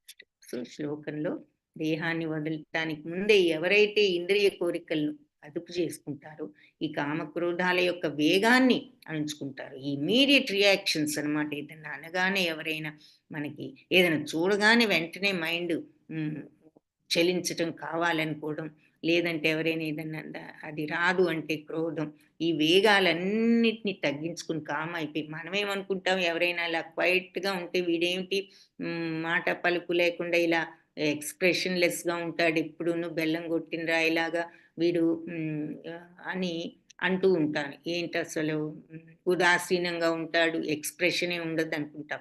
అదే కావాలని చెప్తున్నారు. మరి సో మనందరికీ రియాక్ట్ అయిపోవడం అలవాటు అయిపోయి అదే కరెక్ట్, అలాగే ఉండాలి బిహేవియర్ అనుకుంటున్నాం. కానీ ఈ ఉదాసీనతే, మరి ఉదాసీనత అంటే పైకి కాదు, మానసికంగా ఉదాసీనత ఉండాలి. కోరికలను అదుపు చేసుకుని కామక్రోధ వేగాలను అణుచుకోవడం, అదే ఆధ్యాత్మిక జ్ఞాన సంపత్తి. సో మరి అట్లా అంటే మరి రియాక్షన్ లేకుండా ఉండడం అంటే సమత్వం, అన్ని పరిస్థితుల్లోనూ ఒకే రకంగా ఉండడం, అదే యోగం అని కూడా చూసాం. యోంత సుఖోంతరారామా తథాస్తర్జ్యోతిరేవయః సయోగి బ్రహ్మ నిర్వాణం బ్రహ్మభూతోధిగచ్చతి. అంతరంగంలోనే ఇలా ఆనందాన్ని చూడగలిగిన వాడు, లోపలే తన ఆత్మలోనే ఆనందాన్ని చూడగలిగిన వాడు ఈ సమత్వంతో మరి ప్రశాంత స్థితిలో ఆనందంగా ఎలా ఉంటున్నాడు? అతనికి బయట విషయాలు ఏమీ ఆనందాన్ని కానీ దుఃఖాన్ని కానీ కలిగించటం లేదు, అన్నీ ఒకే రకంగా ఉంటున్నాడు కాబట్టి ఎప్పుడు ఆనందంగానే ఉంటున్నాడు. అలాంటి వాడు ఉత్సాహవంతుడై అంతరంగంలోనే రమించేవాడు, ఈ ఆత్మానందంలోనే ఆనందాన్ని పొందేవాడు, అంతరంగమందే లక్ష్యం ఉన్నవాడు. ఇక అతనికి బాహ్య విషయాల పట్ల ఏ విషయం అతనికి అతని లక్ష్యం కాదు, అతను లోపలే ఉంది అతని లక్ష్యం అంతా కూడా. అటువంటి మనిషి ఆత్మ పట్లే అతనికి దృష్టి ఉన్నది. వాస్తవానికి పూర్ణుడైన యోగి, బ్రహ్మభూతుడైన అలాంటి వాడు చివరిలో పరబ్రహ్మాన్నే పొందగలడు అని చెప్పి చెప్తున్నారు. అతను పూర్ణమైన యోగి, అంతరంగంలోనే ఆనందం, లోపలే ఆనందాన్ని తెలుసుకోగలిగిన వాడు, దాంట్లోనే రమించేవాడు, అదే నా లక్ష్యం అని అనుకునేవాడు అతను పూర్ణయోగి. అంటే ఏమిటి ఆ లోపల ఆనందం అంటే మరి ఆ సచ్చిత్తానంద తత్వం అంటే ఈ రాగద్వేషాలకు అతీతంగా ఉండగలిగిన వాడు, కోరికలు లేకుండా, క్రోధం లేకుండా ఉండగలిగిన వాడు మరి ఎప్పుడూ ఆనందంగానే ఉంటాడు. మీరు ఆలోచిస్తూ ఒక్క నిమిషం కూర్చొని మనం బాధ అనేదనే విషయం అనుకున్నాం అంటే, ఆ బాధ వెనక ఏదో కోరిక తీరలేదు గాబట్టే మనకు ఆ బాధొచ్చింది. ఆ కోరికే లేకపోతే ఇంక ఆ బాధ ఉండదు. కోపం ఎందుకొచ్చింది? మనం అనుకున్నట్లు జరగకపోతే కోపమొస్తుంది. మనం ఏదో అక్కడ కావాలని అనుకుంటున్నాం. అది జరగకపోతే కోపం వస్తుంది. కాబట్టి కోరిక తీరనప్పుడు కోపం. సో, ఈ కోరికే లేకపోతే ఇంక నీకా బాధే ఉంది, నీ కోపమే ఉంది. ఎప్పుడూ గూడా నువ్వు ప్రశాంత స్థితిలోనే ఉంటావు. అది సచ్చిత్తానందం, రాగద్వేషాలు లేని స్థితి. అది ఇక్కడ అంతరంగంలోనే ఆనందం అంటే, ఆ ఆత్మతత్వాన్ని నువ్వు భౌతిక ప్రపంచం చూసినప్పుడే, దాంట్లో ఇన్వాల్వ్ అయిపోయినప్పుడే మరి మనకి కోరికలు ఇవన్నీ కలుగుతూ ఉంటాయి. సో, కాబట్టి ఈ కోరికలను వీటిని తగ్గించుకున్నప్పుడు క్రమేణా మనకు ఆత్మతత్వంలో ఉన్న ఆ నిశ్చల ఆనందం ఏమిటో అర్థమవుతుంది. ఆ దివ్య ఆనందం. దాన్నే మరి శుద్ధమైనటువంటి ఆ ఆత్మతత్వం. అతను పూర్ణ యోగి. అట్టివాడు అంత్యంలో పరబ్రహ్మాన్నే పొందగలడు. లభంతే బ్రహ్మ నిర్వాణం ఋషయ క్షీణకల్మషాః ఛిన్నత్వైధాయతాత్మాన సర్వభూతహితే రతాః. అలా ఈ 5th చాప్టర్లో ఇక ఫైనల్గా కర్మయోగంలో ఇలా ఎన్నో రకాలుగా మరి ఈ సమత్వం అంటే ఏమిటి, ఎలా ఉండాలి సమత్వంతో, ఈ సమత్వం వల్ల ఏమొస్తుంది, ఇవన్నీ కూడా ఇంత క్లియర్గా చెప్పారనమాట. లభంతే బ్రహ్మ నిర్వాణం. సో ఇలాంటి వాడికి మరి ఆ నిర్వాణం లభిస్తుంది. ఋషయ క్షీణ కల్మష.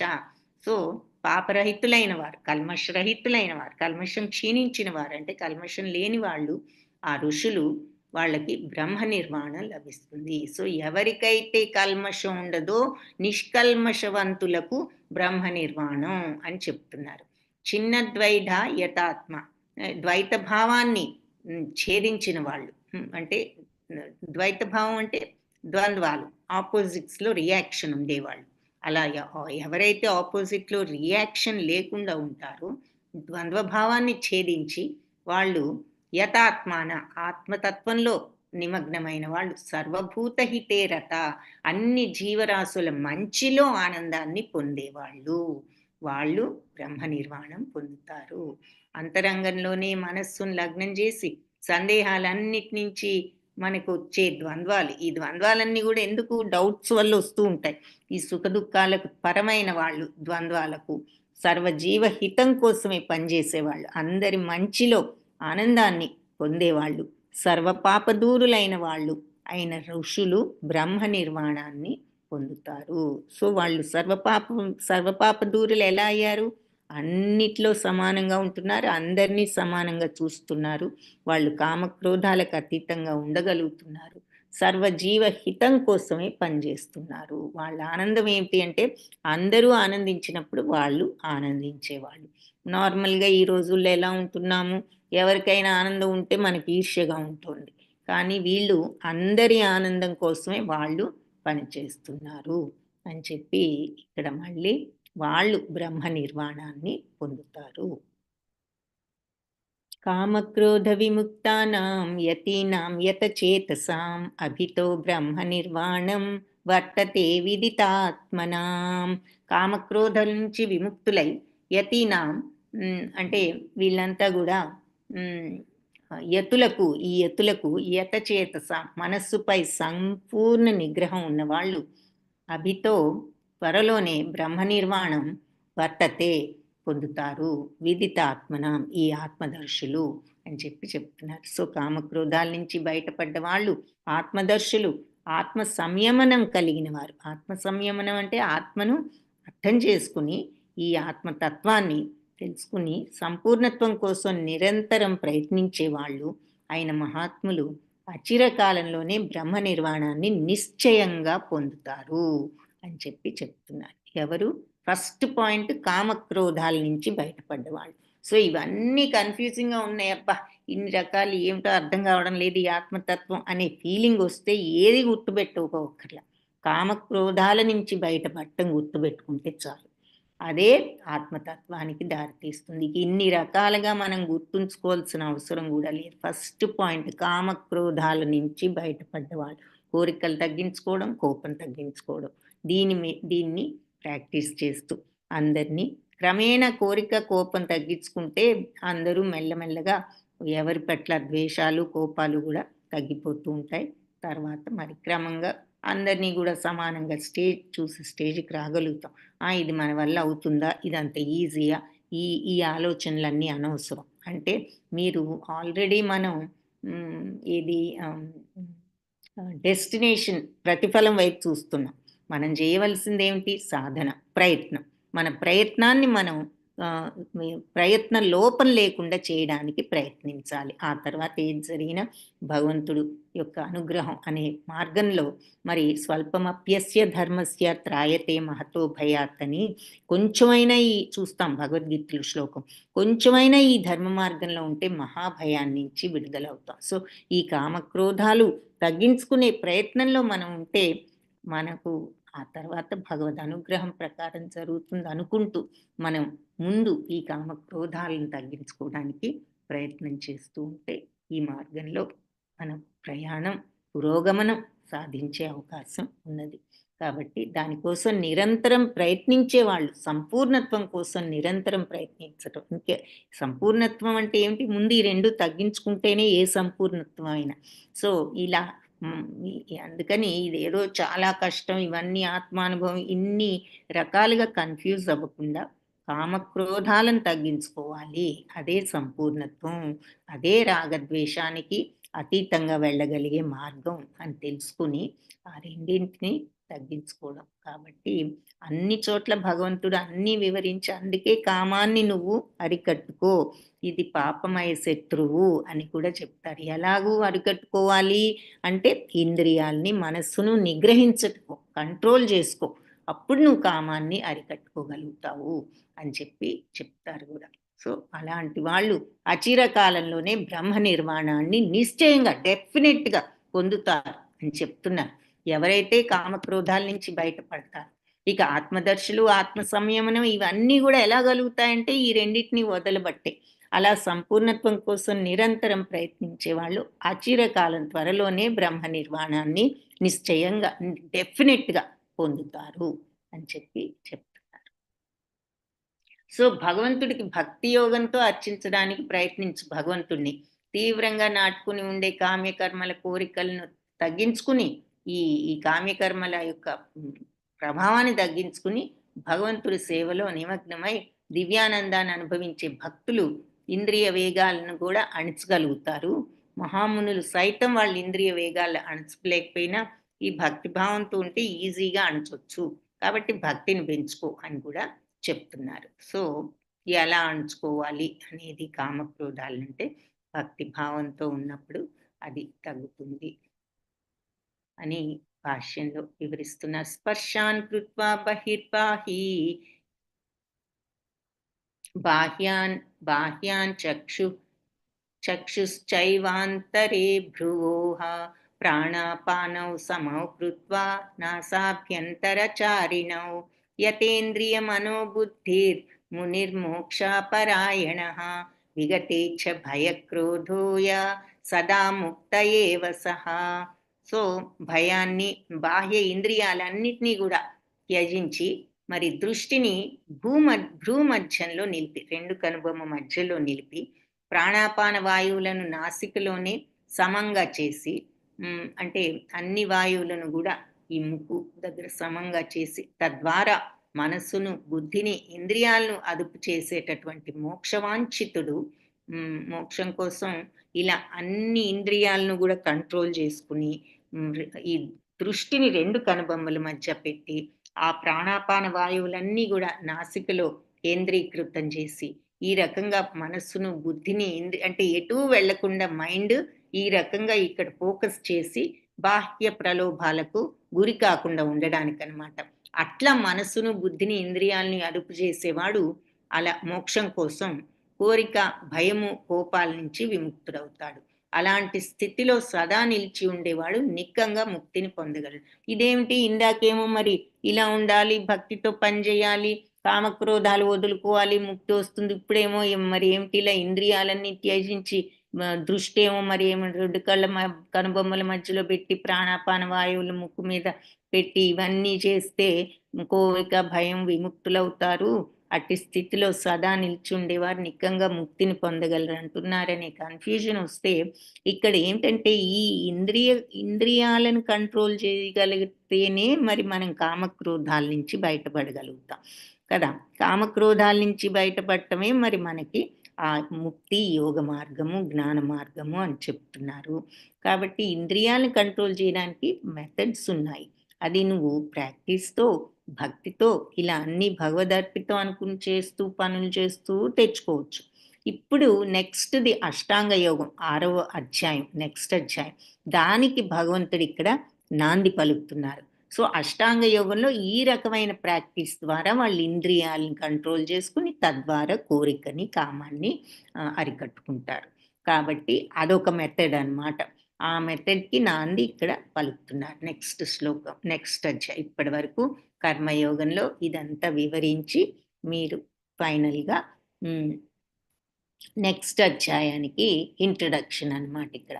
అలా చేస్తూ కూడా నిక్కంగా నిజంగా మోక్షాన్ని పొందొచ్చు అని ఇక్కడ చెప్తున్నారు. సో కర్మయోగంలో లాస్ట్ శ్లోకంలో ఇలా కామక్రోధాల నుంచి బయటపడ్డ వాళ్ళు ఆత్మదర్శులు, సంపూర్ణత్వం కోసం నిరంతరం ఈ రకంగా వాళ్ళ పనులతోనే ప్రయత్నించే వాళ్ళు, కర్మల్ని ఈ రకంగా నిర్వర్తిస్తూ సంపూర్ణత్వం కోసం ప్రయత్నించేవారు అచిరకాలంలోనే బ్రహ్మ నిర్వాణాన్ని పొందుతారు.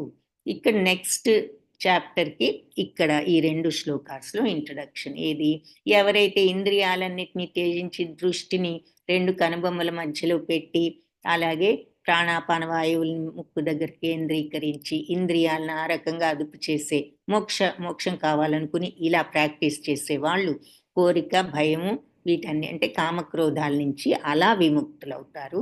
అలాంటి స్థితిలో కామక్రోధాల నుంచి నువ్వు ఏ మెథడ్ ఫాలో అయినా సరే కామక్రోధాలు, రాగద్వేషాల నుంచి విముక్తుడు అయ్యావు అంటే నీకు మోక్షం తప్పకుండా లభిస్తుంది. కాబట్టి వీళ్ళు ఆ రకమైన ప్రాక్టీస్తో తప్పకుండా ముక్తిని పొందుతారు అని చెప్పి నెక్స్ట్ చాప్టర్కి నాంది చెప్తున్నారు. భోక్తారం యజ్ఞ తపసాం సర్వలోకామహేశ్వరం సుహృదం సర్వభూతానాం జ్ఞాత్వా మాం శాంతి మృచ్చతి. పీస్ ఫార్ములా అంటారు ఈ శ్లోకాన్ని. ఎందుకు? భోక్తారం యజ్ఞ తపసాం, ఏ రకంగా పీస్ వస్తుంది, శాంతి మృచ్చతి. ఎవరికి శాంతి మృచ్చతి, శాంతి పొందుతారు, ఎవరు శాంతిని పొందుతారు? భోక్తారం యజ్ఞ తపసాం, అన్ని యజ్ఞ తపస్సులకు భోక్తయని, సర్వలోక మహేశ్వరుడని, సుహృదం సర్వభూతానం, అన్ని జీవరాశులకు సుహృదం శ్రేయోభిలాషి అని, జ్ఞాత్వ మాం నన్ను ఆ విధంగా తెలుసుకున్న వాళ్ళు శాంతి మృచ్చతి, శాంతిని పొందుతారు. నా సంపూర్ణ భావనలో ఉన్నవాళ్ళు నన్ను సర్వయజ్ఞాలకు, తపస్సులకు చరమ భోక్తను, సకల లోకాలకు, దేవతలకు ప్రభువుగాను, సకల జీవులకు లాభాన్ని కూర్చేవాడిగాను మరియు శ్రేయోభిలాషిగాను తెలుసుకుని భౌతిక సుఖాల నుండి నన్ను ఆ విధంగా తెలుసుకుని భౌతిక సుఖాలన్నిటి నుంచి విడివడి పరమశాంతిని పొందుతారు అని చెప్తున్నారు. సో భగవంతుణ్ణి ఆ రకంగా తెలుసుకోగలిగిన వాళ్ళు మరి పరమశాంతిని పొందుతారు. భోక్తారం యజ్ఞ తపసాం, మరి అన్ని యజ్ఞ తపస్సులకు చరమభోక్త, ఆయనే ముందు ఫలితం వెళ్ళేది ఆయనకే అని. మరి గోపబాలురు వాళ్ళు చల్దులు ఆలగించేటప్పుడు వాళ్ళు తెచ్చుకున్న అన్నాన్ని ఎప్పుడు ఫస్ట్ ముద్దని భగవంతుడికి అర్పించి వాళ్ళు తీసుకునేవారు. ఎందుకు? వాళ్ళకి ఏమీ తెలియకపోయినా భగవంతుడు అన్నిటికీ కూడా చరమ భోక్త ఆయన అనే భావం వాళ్ళలో ఉన్నది. కాబట్టి సర్వలోక మహేశ్వరుడు, మరి సమస్త విశ్వాన్ని కూడా నడిపించే ప్రభు. ఆ తర్వాత సుహృదం సర్వభూతానం, అందరికీ కూడా మరి నిజమైన స్నేహితుడు. ఈ రకంగా భగవంతుడిని అర్థం చేసుకునే వాళ్ళు జ్ఞాత్వా మాం శాంతి మృచ్చతి అని చెప్తున్నారు. సో ఇది అందుకని ఇది పీస్ ఫార్ములా. ఈ రకంగా భగవంతుని తెలుసుకోవాలి. Hare Krishna Krishna Krishna Hare Hare, Hare Rama Rama Rama Hare Hare. Okay. So attendance పెట్టారు ప్రభుజీ. అందరూ అటెండెన్స్ తీసుకోండి. మరి ఈ రోజుకి క్లాసు క్లోజ్ చేయొచ్చు. ఎవరైనా క్వశ్చన్స్ ఉంటే హ్యాండ్ రేస్ చేయండి. శ్లోక ప్రాక్టీస్ చేయాలి అంటే మరి భోక్తారం యజ్ఞ తపసాం చేయొచ్చు. మరి మీరెవరైనా చేయాలి అనుకుంటే మాతాజీ హరే కృష్ణ మాత. హరే కృష్ణ మాతాజీ. ఒక్కోసారి కొన్ని కోరికలు వదలలేము కదా మాతాజీ. ఎలాగంటే ఇప్పుడు మనకి ఆకలిగా ఉంది, అది కోరికే, కానీ అది తీర్చుకోలే కదా మాతాజీ కంపల్సరిగా. ఆకలిగా ఉంది అంటే కోరికని కాదు, అది శరీరాంతే అవసరం. మరి నిత్య జీవితాన్ని ఊపిరి పీల్చాలి, మరి అది తప్పదు. అది కోరిక కింద ఎలా వస్తుంది? ఈ జీవనం ఆటోమేటిక్ గా జరిగే పనులు. ఎప్పుడు కోరిక అనేది వస్తుందంటే ఫలాన్ని వండుకుని తిందాము, అది తెచ్చుకుని తిందాం, ఇది తెచ్చుకుని తిందాం అంటే ఇక అన్నీ వదిలేసుకోవాలంటే ఏదో ఒకటి చేసుకోవాలి. కానీ ఆ తీవ్రతను తగ్గించుకోవడం, అన్నీ ఓవర్ నైట్ మనకి స్థితి వస్తుందని మనం అనుకోకూడదు. ఇది ఒక్క పూటలో వచ్చేది కాదు. ఇమ్మీడియట్ గా నెక్స్ట్ టైం కోరికలన్నీ టపీమని అలా వదిలేయడం సాధ్యం కాదు. అదే ఆ మార్గంలో ఉండటానికి చేసే ప్రయత్నమే సాధన. కాబట్టి అది చిన్న చిన్న విషయాల దగ్గర నుంచి ప్రారంభించాలి. భోజనం భోజనం చేయడం కోరిక అవ్వదు. ఆకలైనప్పుడు అందరూ ఈ యోగులు కూడా ఎంతో కొంత మొదట్లో తింటూనే ఉంటారు. కానీ వాళ్ళు ఏం తింటారో వాళ్ళకే తెలియదు. ఏదో ఒకటి తింటారు. ఎందుకు? వాళ్ళ పొట్ట నిండడానికో జీవనం సాగడానికో తింటారు. అది అక్కడ పాయింట్. సో మనం లడ్డూలు చేసుకుందాం ఈరోజు అంటూ ఒక లడ్డు తినూరుకోకుండా 2 తినూరుకోకుండా 3, అది కోరికలోకి వస్తుంది. అది ఓకే. ఏదైనా కానీ విపరీతం చేస్తాం. ఎందుకు అంటే అత్యంత కోరిక, అత్యాశతో. ఇంకోటి మాతాజీ దీనికి మరి అంటే అందుకే సాత్విక హరే కృష్ణ ఆహారం మాతాజీ లైవ్ లో తీసుకుంటాం. హరే కృష్ణ. లైవ్ ఆన్ లో ఉంది. ఆ